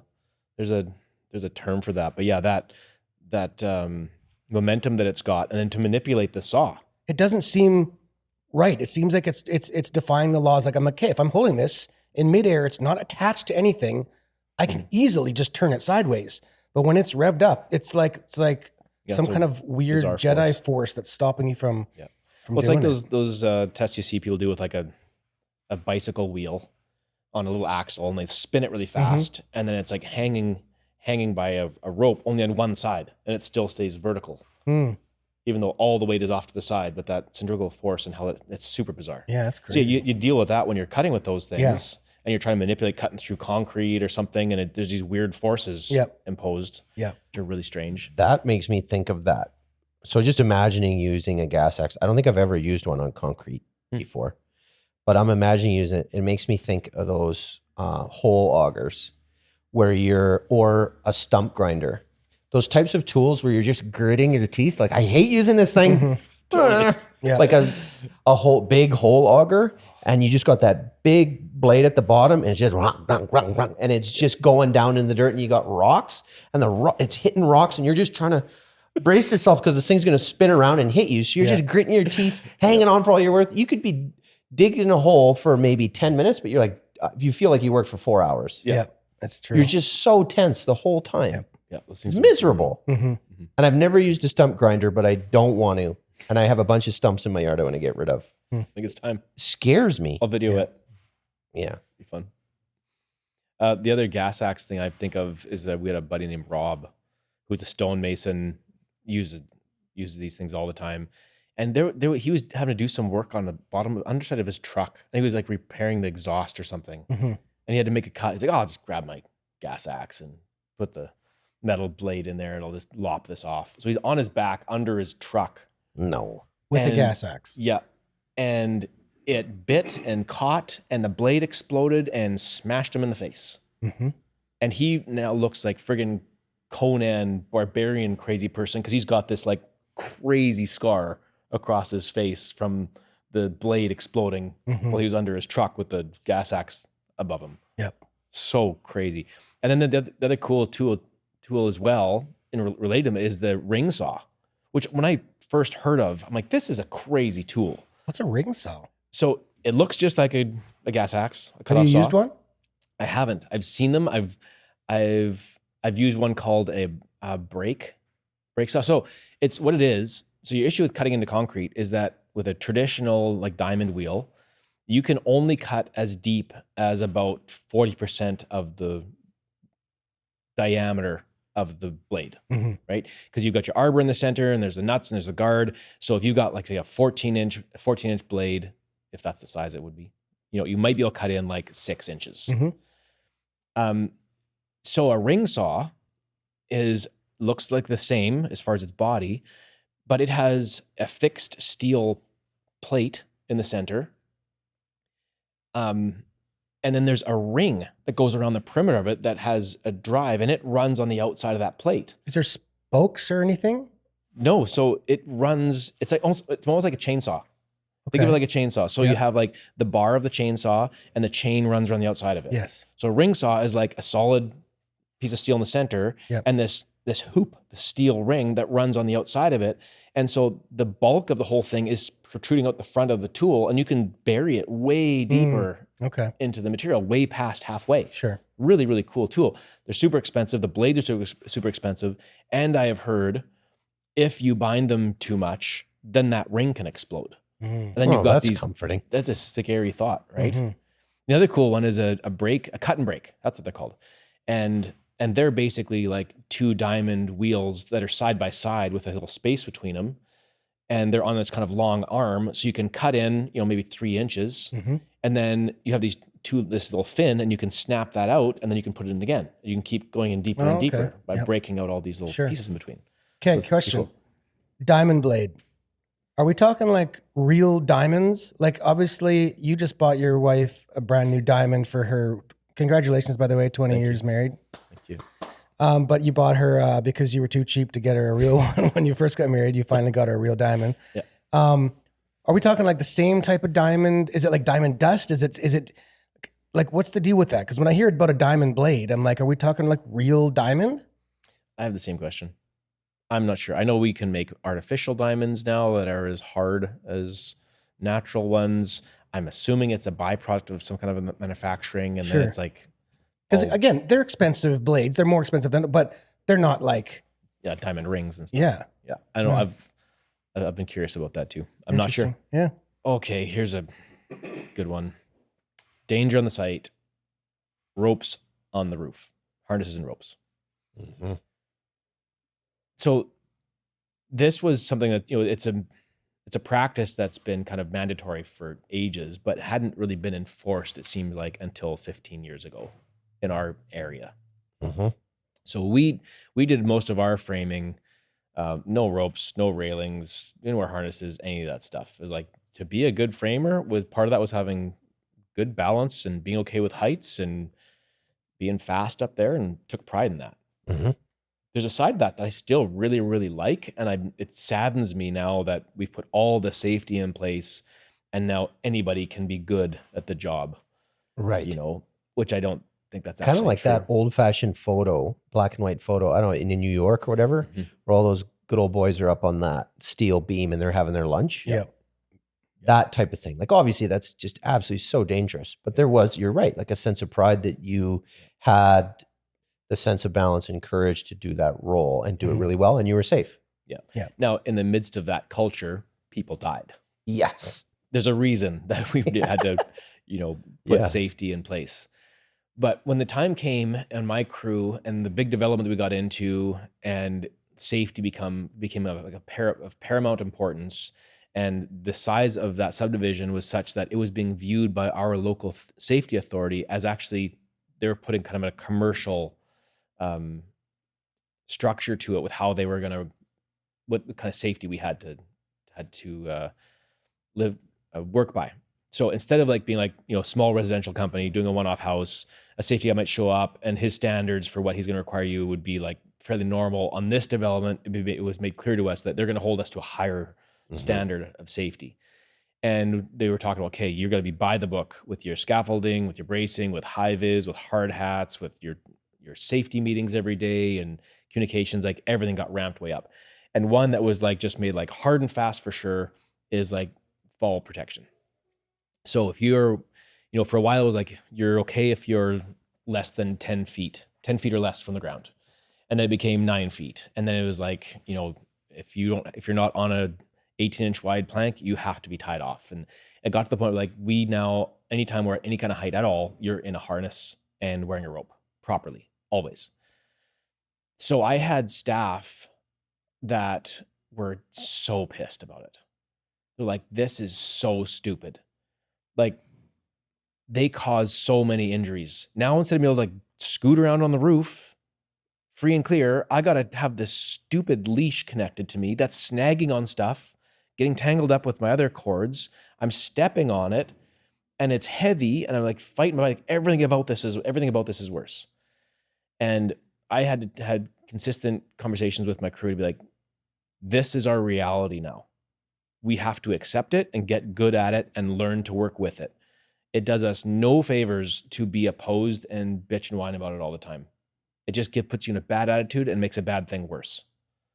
So yes, we're going to bash our shins more. It's going to create a whole bunch of more minor injuries, but it's going to save you from the big fall. Yep.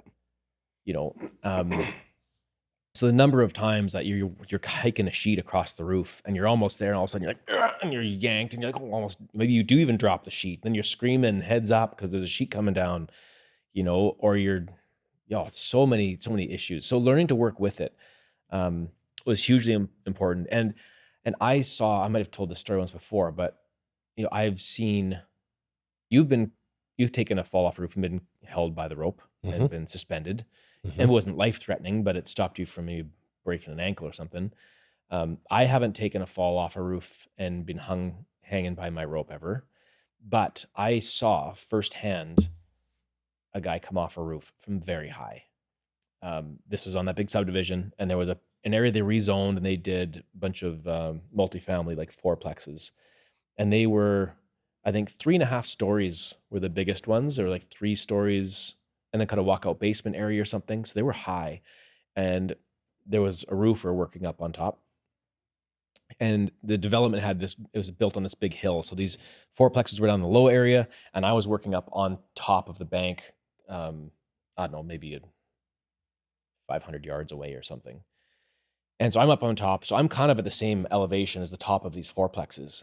And I'm getting ready to work on a job or doing footings or something. And something catches my eye in the distance, kind of up in the air. And I'm thinking, is a tarp being thrown off a roof or something? I look over to see something flapping, and I realize this is a dude like totally laid out, free falling, and it's his jacket flapping behind him. And I'm watching this guy go towards the ground, just spread eagle. I'm like, I'm going to watch a guy splat on the ground and watch him die. This is going to be the worst thing. He free falls. He he gets to like 8 feet from the ground and he's got a rope on and he was at the end of his rope and the rope comes tight. And because he was falling right alongside the building, as the rope came tight, the rope like snapped tight and like whipped over and slapped the side of the building. It sounded like a 12 gauge shotgun. It's like snap of this thing.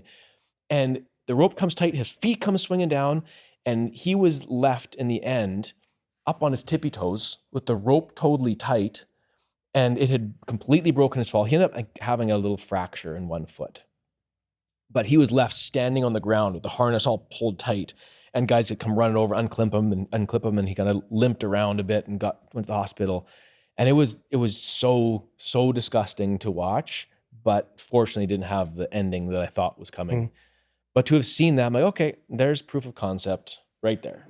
Without that stupid, annoying rope, that guy was dead. Yep. Right down to the concrete driveway on his face. Yep. You know, so again, and having some mountaineering background and learning to trust the equipment, like I have a healthy fear of heights. If I'm not clipped into safety, like if I'm up somewhere really high, whether it's on a hike or something, like I have like get to the edge, I'm like, oh, this is gross. This is really high. If I'm in a rope, in mountaineering stuff, I'll walk to the edge, I'll jump over. Like I totally trust that I have that background from my childhood. So for me, when I'm in a harness and a rope, there's an element of safety that I feel. At the same time, I also did that job without safety and fall protection for ages and loved the freedom. So I get it.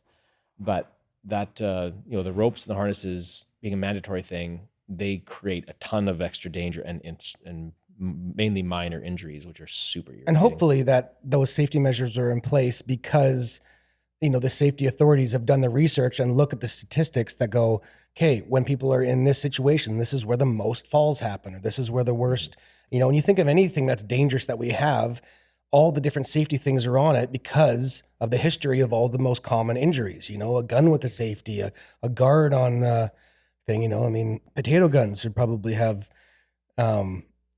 more safety. Dustin, You didn't see this last night? Oh my goodness.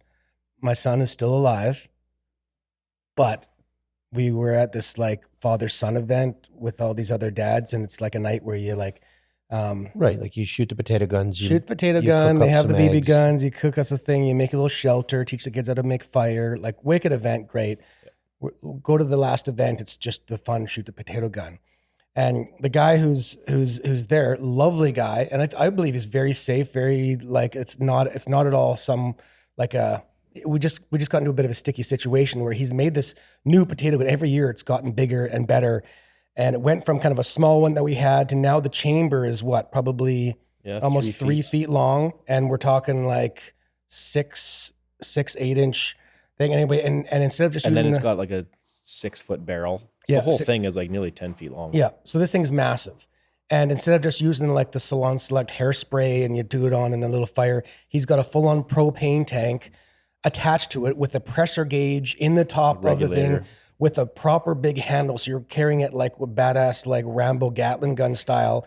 And right by the handle, he's now wired up an electric trigger that you just press that electric trigger and kaboom. So plug the end of it with, my son picked this potato that just perfectly fit in the end.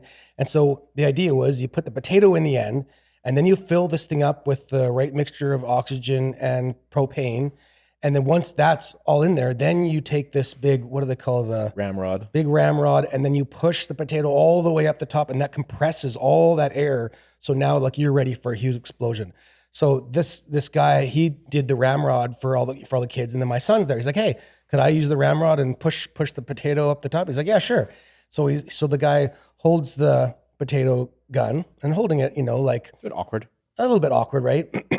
And my son grabs the ramrod and starts pushing this thing there, and my son's kind of like pushing hard, and as he's pushing, kind of like jerking it forward, well, the gun slips out of Buddy's hands a little bit. And his hand jams straight into the trigger while my son is standing straight in front of this potato gun. So it's just dusk. It's just getting dark. All I see, it's so loud, like easily shotgun. It's so flipping loud.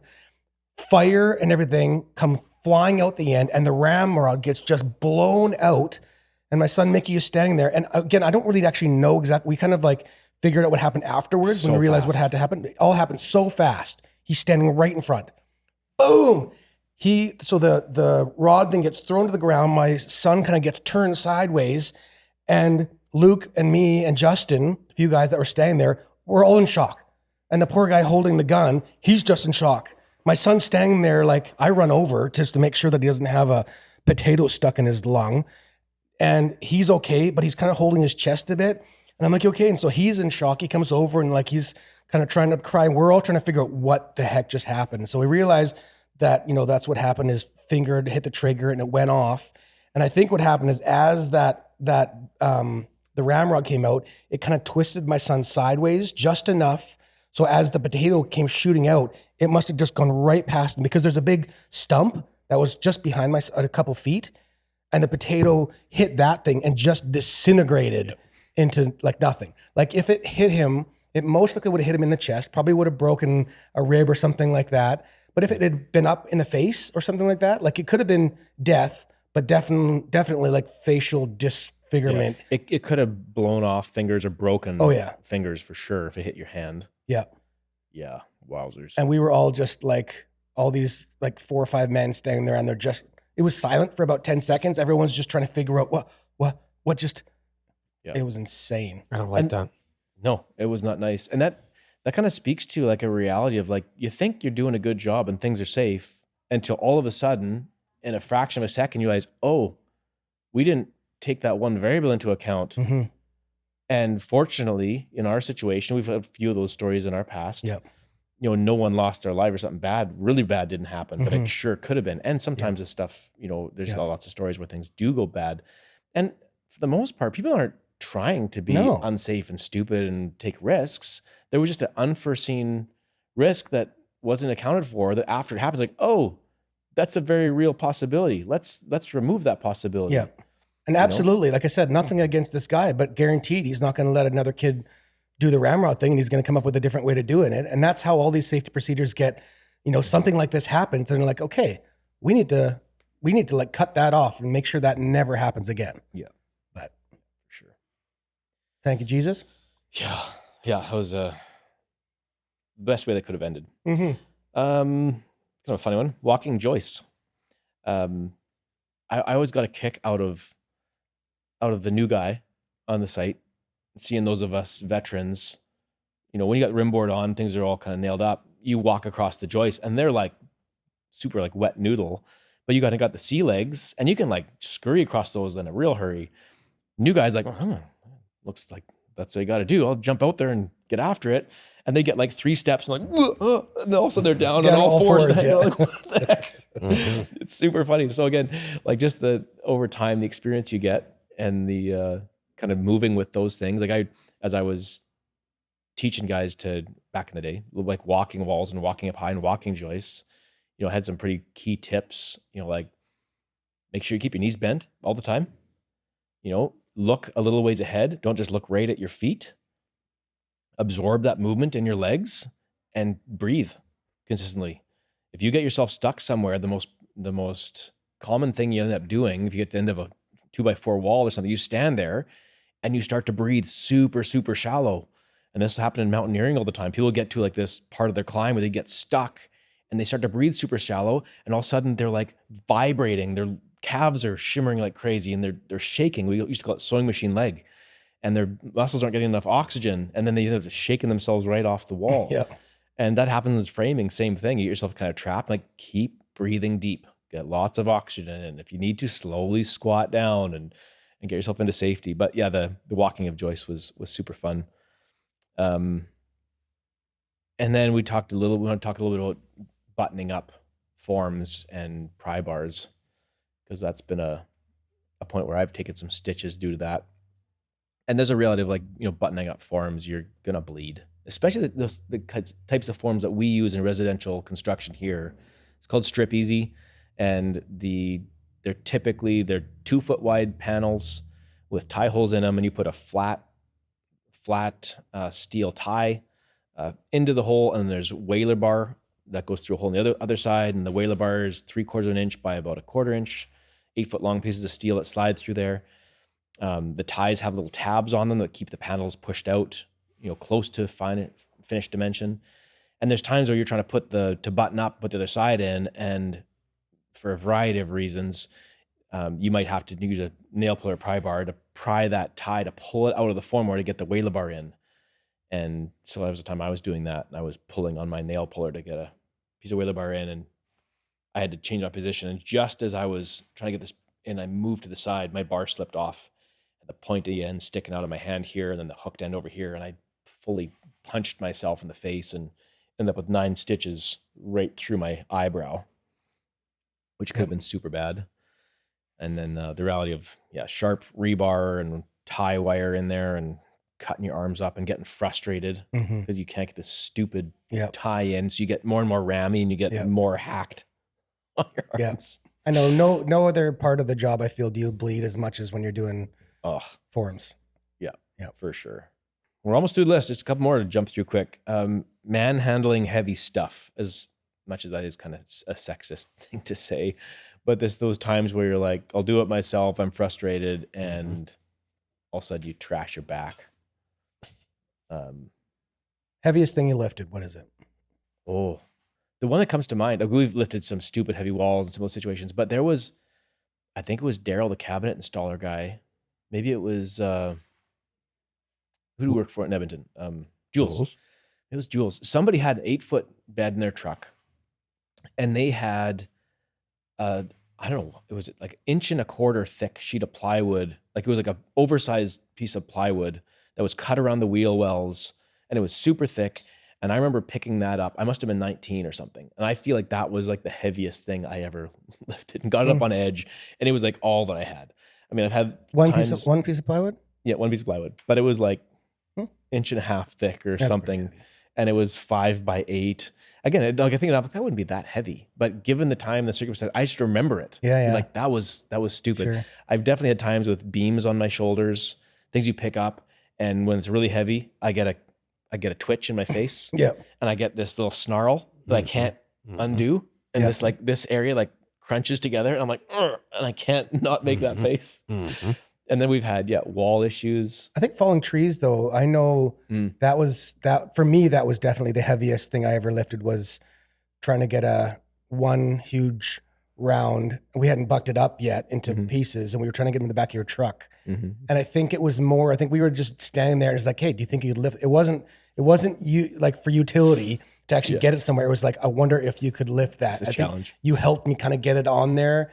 And I remember like holding it for like a second, looking at the judges, waiting for them to be like, yep, he's got it. And then I remember thinking that was really, because you can almost tell when your body is at its absolute max. Like you've pushed it over the healthy limit, and now you're in danger where your joints, the sinews of your body, the tendons, it's just, they're about to rip off whatever they're attached to. And you let go, and your body was like, that adrenaline heat comes over your body being like, don't do that again.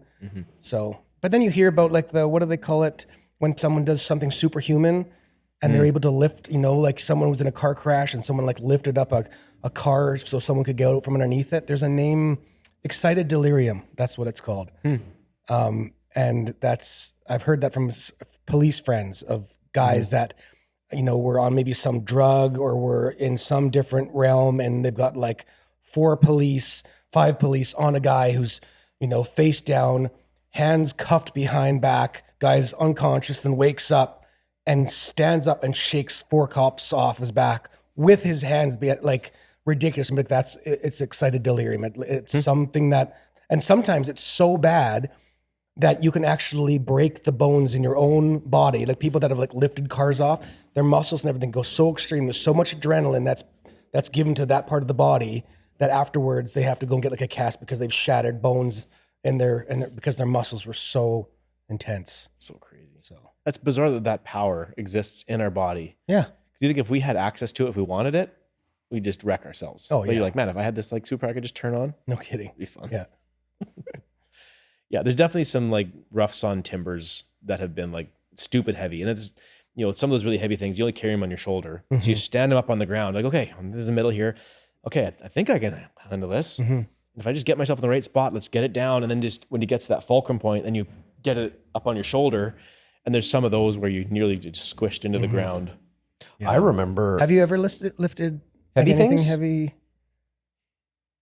Like, I was going to tell a story, and then You're like, oh, it's not heavy. it was heavy, but I wish I had a legitimate record so I could show you, because I know I'm going to get hassled for this. Okay. Made fun of. But it can't be nearly as bad as Luke's. Oh, the heaviest thing I lifted was a sheet of plywood. Mm-hmm. So it was a TV. And back in the... Like a flat screen or... I'm just kidding. Sorry. Go ahead. So it was a Sony flat screen XBR TV. So this was before our modern flat screens, where the flat screen was able to be flat because the front panel of glass was so thick. Those were so heavy, those TVs. That it could hold up to the pressure inside of the TV. So, Oh, wow. So the reason you had that curve at the front, right, for so long in TV sets was like the construction of the TV was such that the front screen had to be so strong. So getting it bigger and flat just meant that you just needed to have a different surface with the tube TVs. And so it meant, like our old TVs growing up, right? They're super deep and super awkward and really heavy. And so my in-laws had one of these old Sony flat screen TVs, super nice TV, but just that older generation of TV that it just weighs, I don't know, 200 pounds. And so and it's deep and really So awkward. Yeah. So you can't just like pick it up. Like if All you the weight's out Okay, here. hang on. So it's a flat screen, but it's not, because when you said flat screen, I'm still thinking you're talking about like a yeah, no, our flat super screen. thin TV. Okay, so you're talking about a flat screen, but with the huge deep Yes. back. Okay. This okay, was okay. they weren't out for super long because the technology evolved fast. Okay. So like and the TVs were super expensive. Yes. And but big. So I think it was about 32 inch, which nowadays is like, well, Yeah. that's my computer monitor, but a 32 inch tube TV meant you had, I don't know how big because I didn't take the TV apart, but the front panel of glass has got to be, call it 6 inches, say.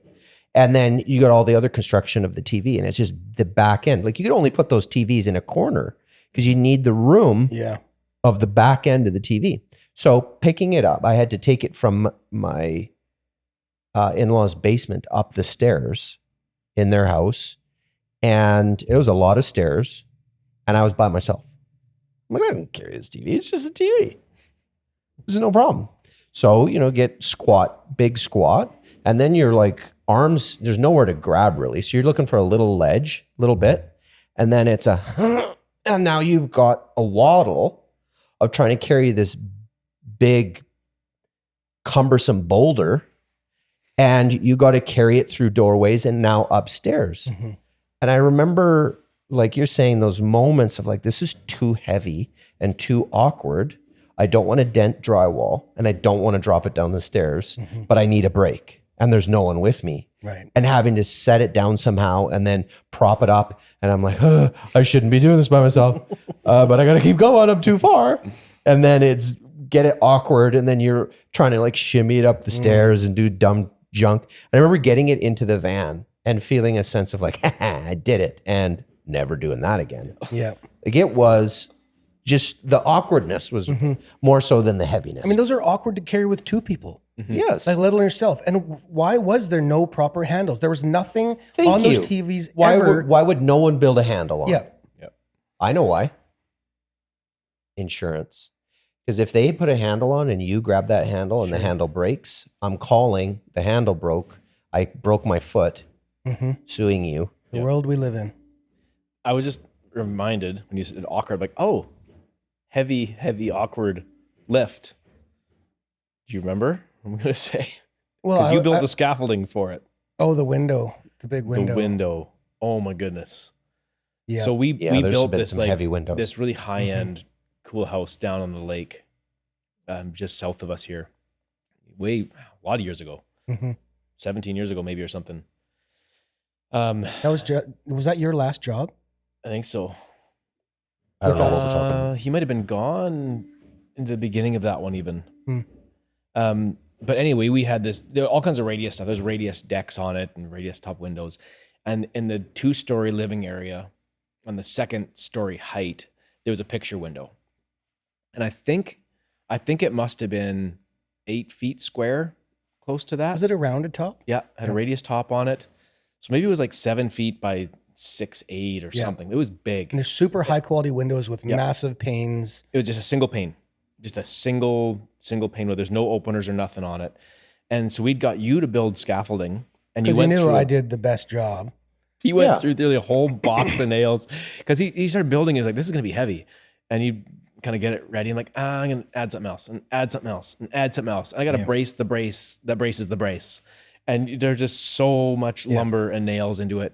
And in the end, it ended up being a little bit too far away from the wall. There was a space, maybe like 8 inches of room from with a plank to the wall. There was just nothing there. Which would have been fine if it wasn't such a heavy window. Yeah. It's more that couple extra inches away when you're carrying something, all of a sudden that transfers from your legs to your back. Yep. Yes. And I don't think we didn't have suction cups at the time. No. And I can't remember how we even got the window up onto the scaffolding. We got it up there somehow. And then Justin and I, not Dustin, but Justin, another guy that I worked with for several years, we decided, okay, we'll be the guys that will be on the outside to get this thing up and get the bottom in. And then I think I had someone on the ladder on the inside to kind of grab the top and grab the liner to help pull it in or something. I thought it was going to be a test though. I thought it was. Okay, that's it what was. I thought. So we kind of like, man, this is going to be brutal. So let's just give a test lift and see if this is even going to work. And so we kind of got ourselves all ready, and you're kind of trying to pinch the edge and try to hold the bottom, and it was kind of extra low, this weird height. Yep. And so we kind of like, hey, ready. And we managed to get the thing off the plank, and we kind of got it sort of in position. And we both caught eyes with each other, like, we got to do this now. The position that we're in, we have to finish this. Yeah, you can't get it back onto the plank. Can't get it back onto the plank. We are all of a sudden, we've passed this point of no return, and like, we got to go. And everyone was like, oh, okay, let's do it.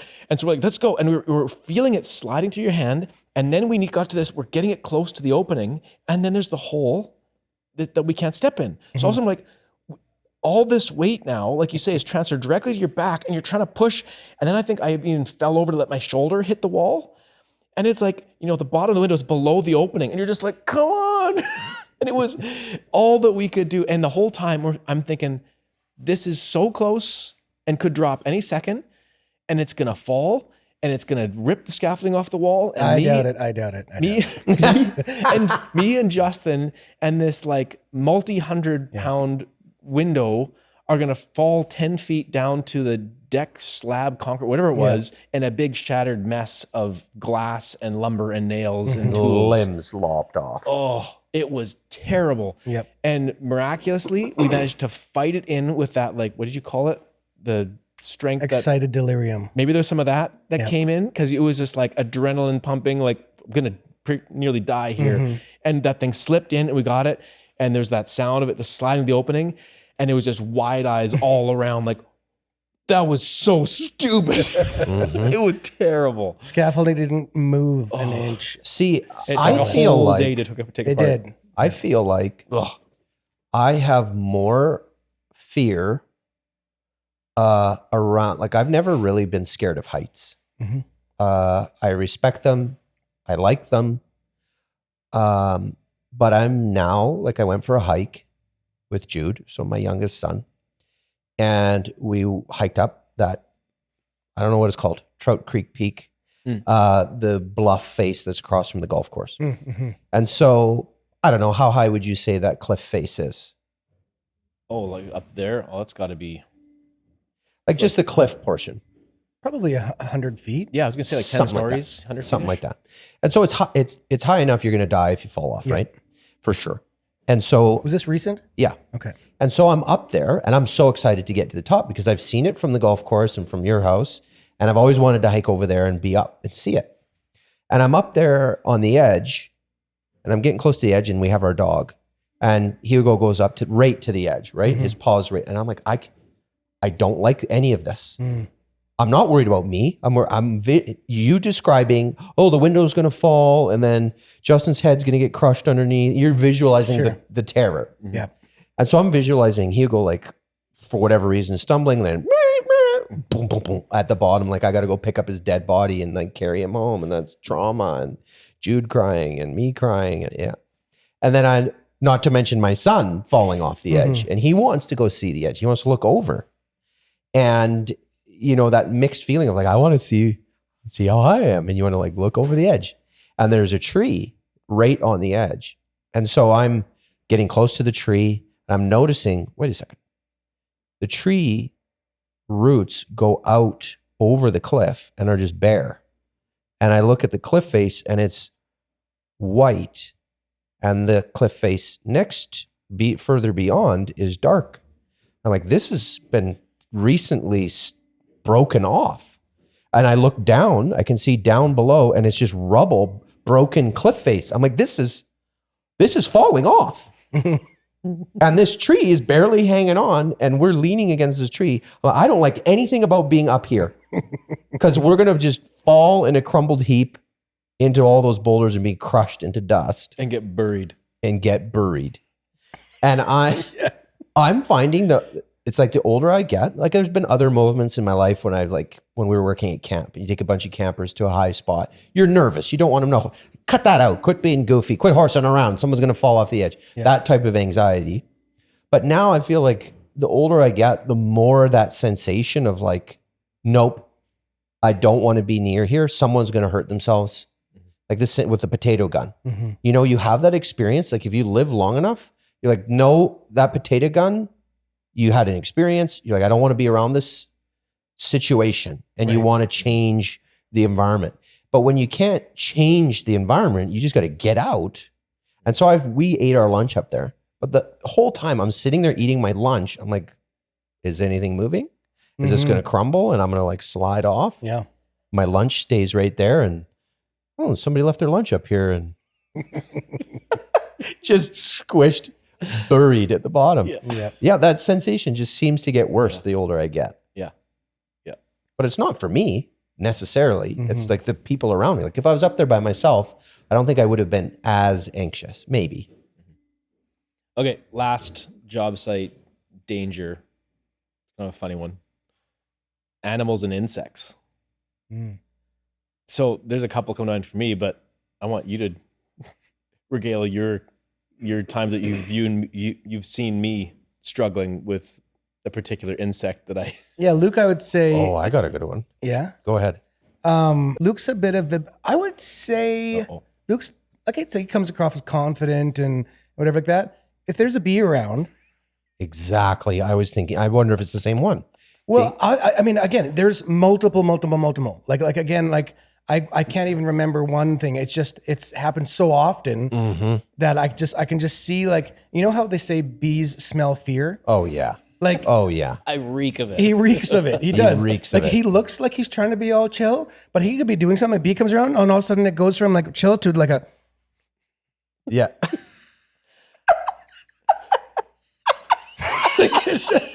Exactly. He just gets like a little bit tense, and then he tries to like, you know, he'll like even let it get close to him, and he won't swat it. But if you give him like, he can only do that like so many times before it turns into an all-out flail and whatever. And if you're standing on like up on a wall or you're standing up somewhere, and Luke's up there, just like everything just goes so tense, and he's just looking at it, and like I don't know, and I mean, it's not like you get stung by bees a lot or anything like that. It's just one of those, and I think dogs.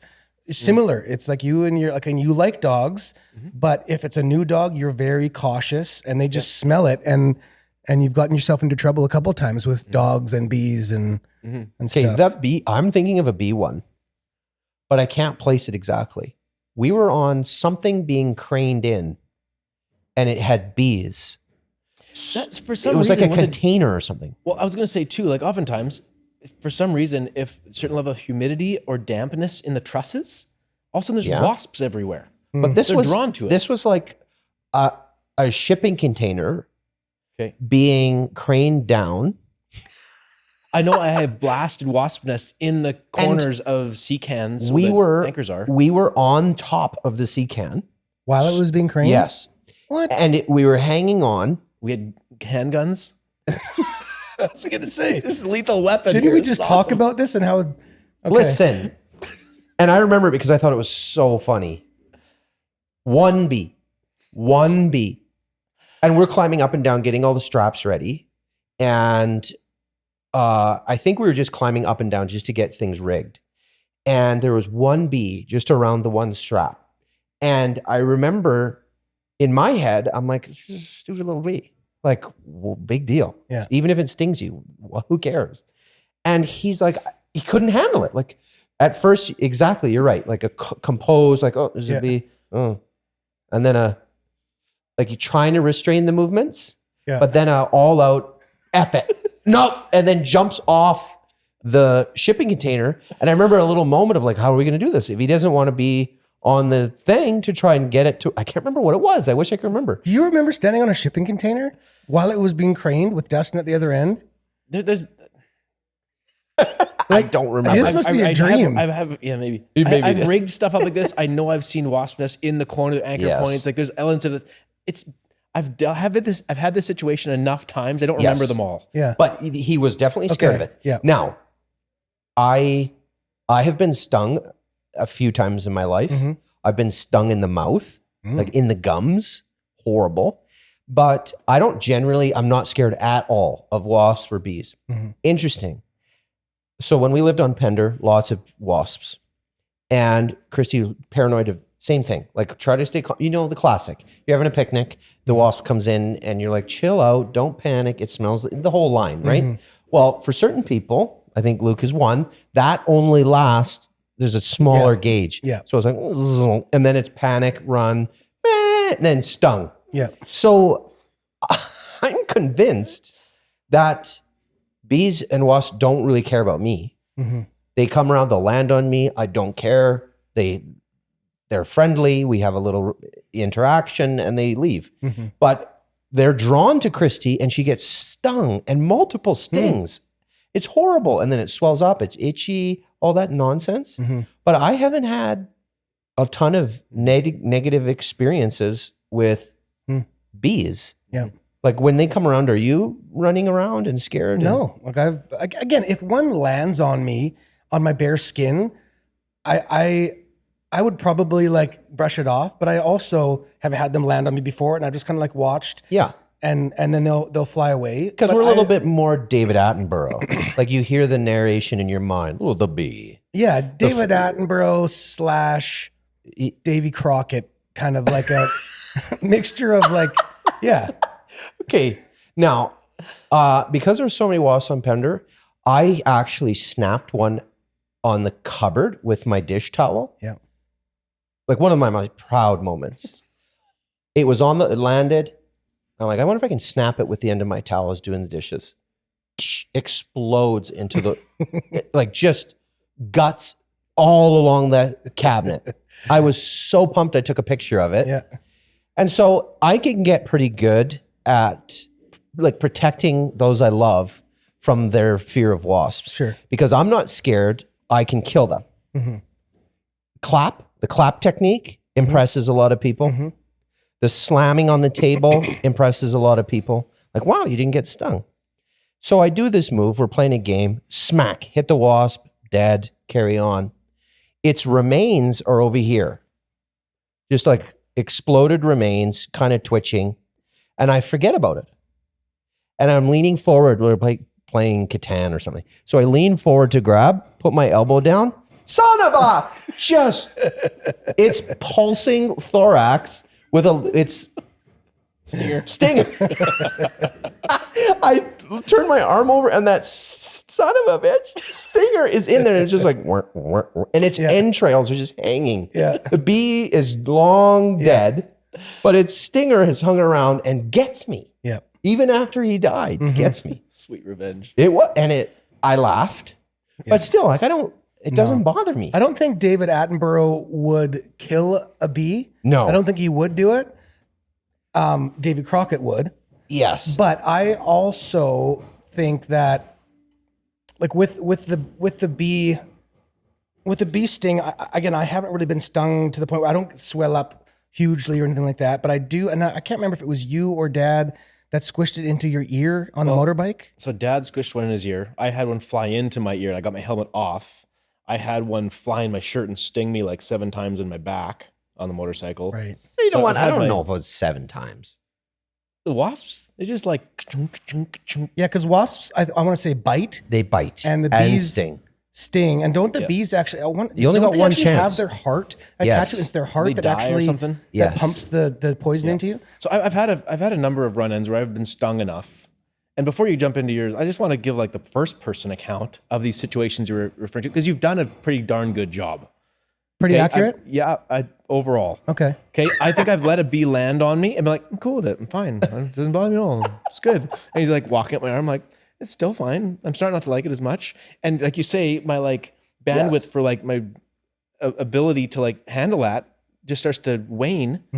I'm like, now that's enough. You're getting close. You're coming. No. And then I start to lose it. Yeah. And if I'm up on walls, I'm like, okay, I'm trying to do something. Wasp in my face, and I go into like fight or flight panic. Yeah.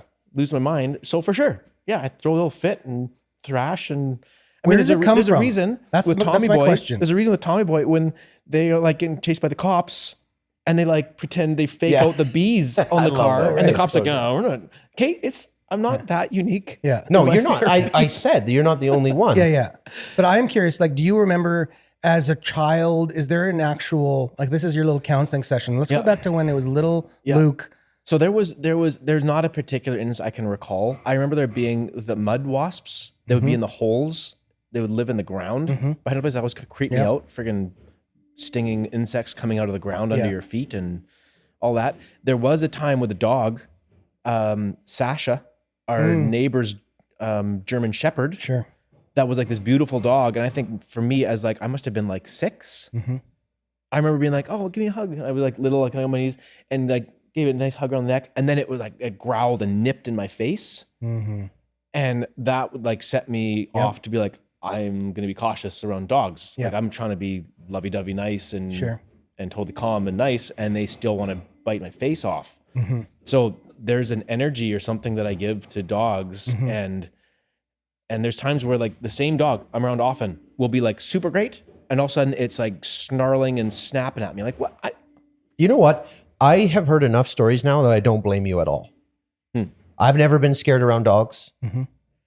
Christy thinks I have some sort of supernatural animal connection thing. Because like when we lived on Pender, I'd see the orcas and eagles and seals and otters and everything all the time. And where was I going? Dogs. Okay. I've heard enough real stories. Christy's always listening to those friggin' oh, I survived. And it's, oh, you want to see the picture of the guy's face the grizzly bear took off? I don't want to see it. It actually makes me a little bit nauseous. Anyway, she loves the like human hope and all that kind of stuff, which is great. But the stories, like people being attacked by dogs, kids.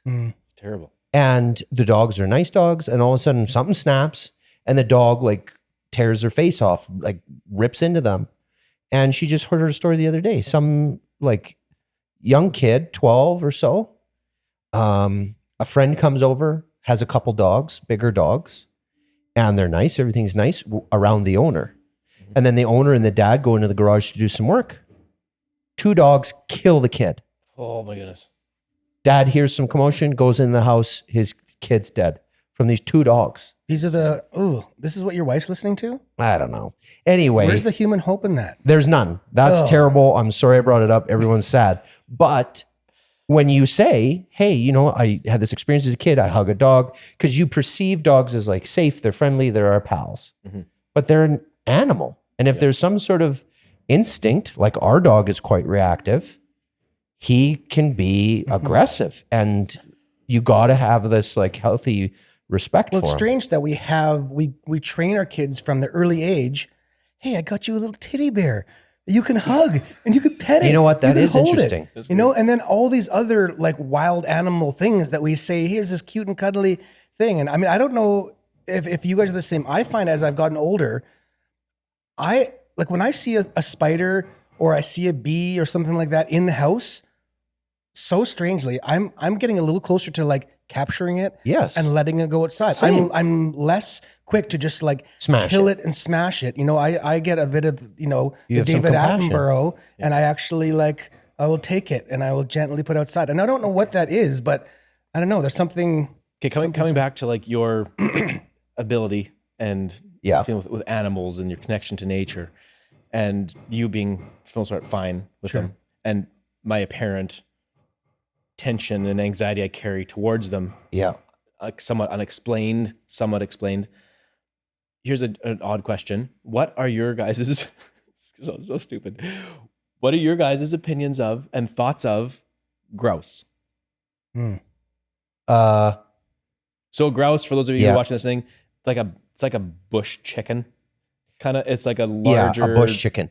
That's a good one. You know what? I actually think I have a creepy sensation towards birds. Okay, that's pretty common, I think. So, like on Pender, my story's going somewhere though. We gotta get with the grouse. So on Pender, we'd get birds in our house often, and you get this sense of like, gross, you're in my house, and their eyes are weird, and so I think in my response to a grouse is a sense of like, oh, little kind of cute bush chicken.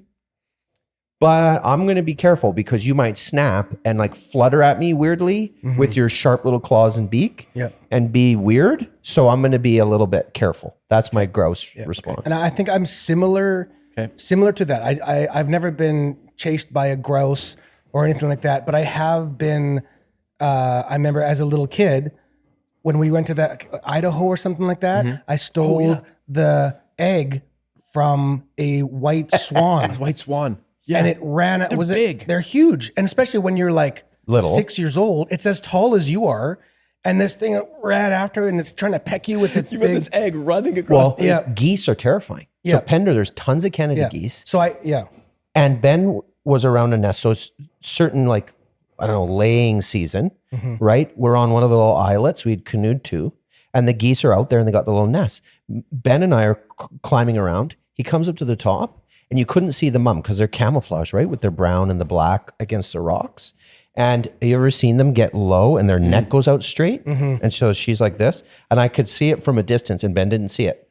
So he's trucking, and all of a sudden, and he starts hearing the hissing and he can't see it. Then all of a sudden it like poofs up big and they're huge when their wings go out and then starts charging at him. And he just like turns and running away from this geese. They are actually quite aggressive. Yeah. So I think it's pretty common for people to be scared of birds. And I have, again, chickens similarly, they can do that same kind of like dart towards you. And my daughter had to go to the hospital because she got pecked in the eyeball by a chicken. Come on, really? Yeah.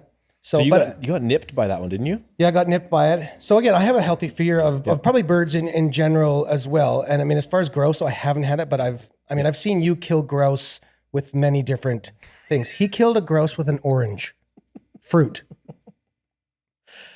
Yeah. Were you sitting and being like, do you think I can hit this grouse with an orange? What kind of orange? Mandarin? Navel? They're dense. Smoked it, knocked the wind out of it, and then he just ran over and stomped on it. No. We did eat it. We ate it. Okay, that's amazing. Yeah. Because I thought it was going to be horrible and you stomp it and then. It was for the person we know, if we get this, we will eat it. This isn't like a... Because there's been some animal cruelty in my past. Sure. With like when you grow up on the prairies, gophers. Yeah. There's some cruelty. Let me wrap up the grouse thing. Okay, let's hear it. So I killed them with oranges. I've knocked them out of food with rocks and sticks, and we eat them. They're like chickens. And we knew of them growing up because Dad was a hunter, and there'd be like blue grouse, rough grouse, spruce grouse. And so we go hunting. House grouse.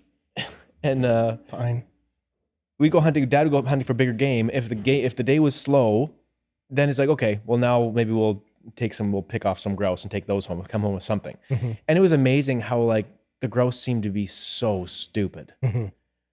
Like you'd pick off one of their buddies of the little flock of 5 sitting there, and the other ones would stop and they'd look at the one laying there, and then you'd pick one of them off, and if you got the order right, you could get them all, and they just all watch each other fall down. I know Dad always said, make sure that when there's a tree full of grouse, start at the bottom and work your way up. Because if you start at the top, and then by the time you get to the bottom, they'll realize that all their friends are falling out of the tree, and they're like, maybe they'll fly away. But you start at the bottom, you could just Get them all. picking till you get all of them. So they seem so dumb and non-threatening, but there is this weird kind of birds can be wacky and strange and unpredictable. So the reason that I bring this up is because the sensation I have with bees, Okay.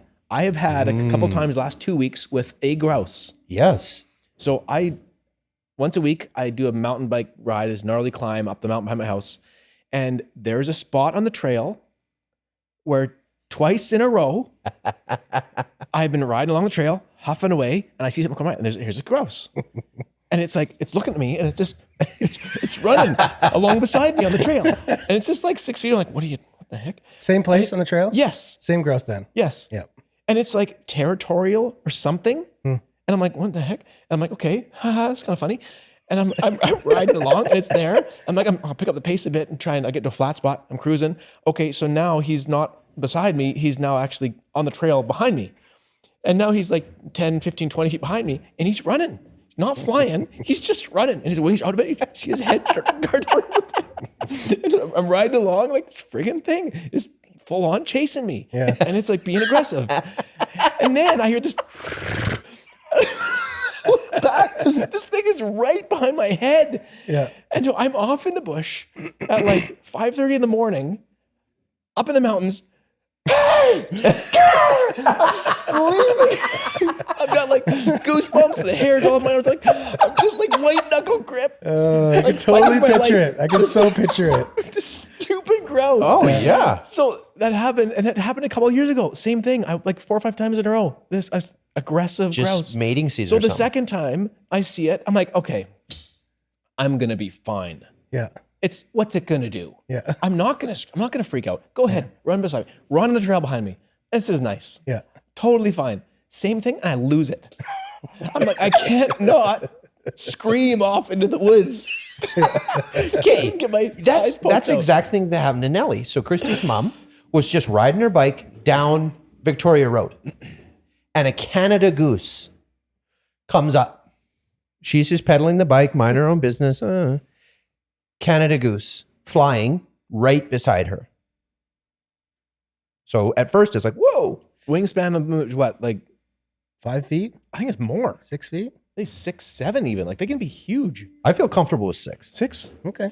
And she's pedaling, Canada goose beside her, kind of slowly keeping pace. And so she, whoa, that's weird. Pulls over more on the sidewalk, more to the side. And, but the goose stays with her the entire time. Stops. Canada goose stops with her. Like stops, like lands on the ground. Yep. Starts pedaling again, flying with her. Like, what is happening in this relationship between her and the goose? And she stops, it stops. Goes, it goes. Just buddies, I guess. A guy drives by in a truck and notices all this happening and comments out the window. And Nellie and the stranger have a conversation about what the heck's happening with this goose. And she went the whole length of Victoria Road to the traffic circle with this goose following her and just hanging out. Weird. And then had enough, and then that was the end. No way. Yeah. That is crazy. There is little weird moments. So I don't blame you for the creepy feeling. Like when we saw that shaggy mountain goat up by our house, Yep. I didn't realize.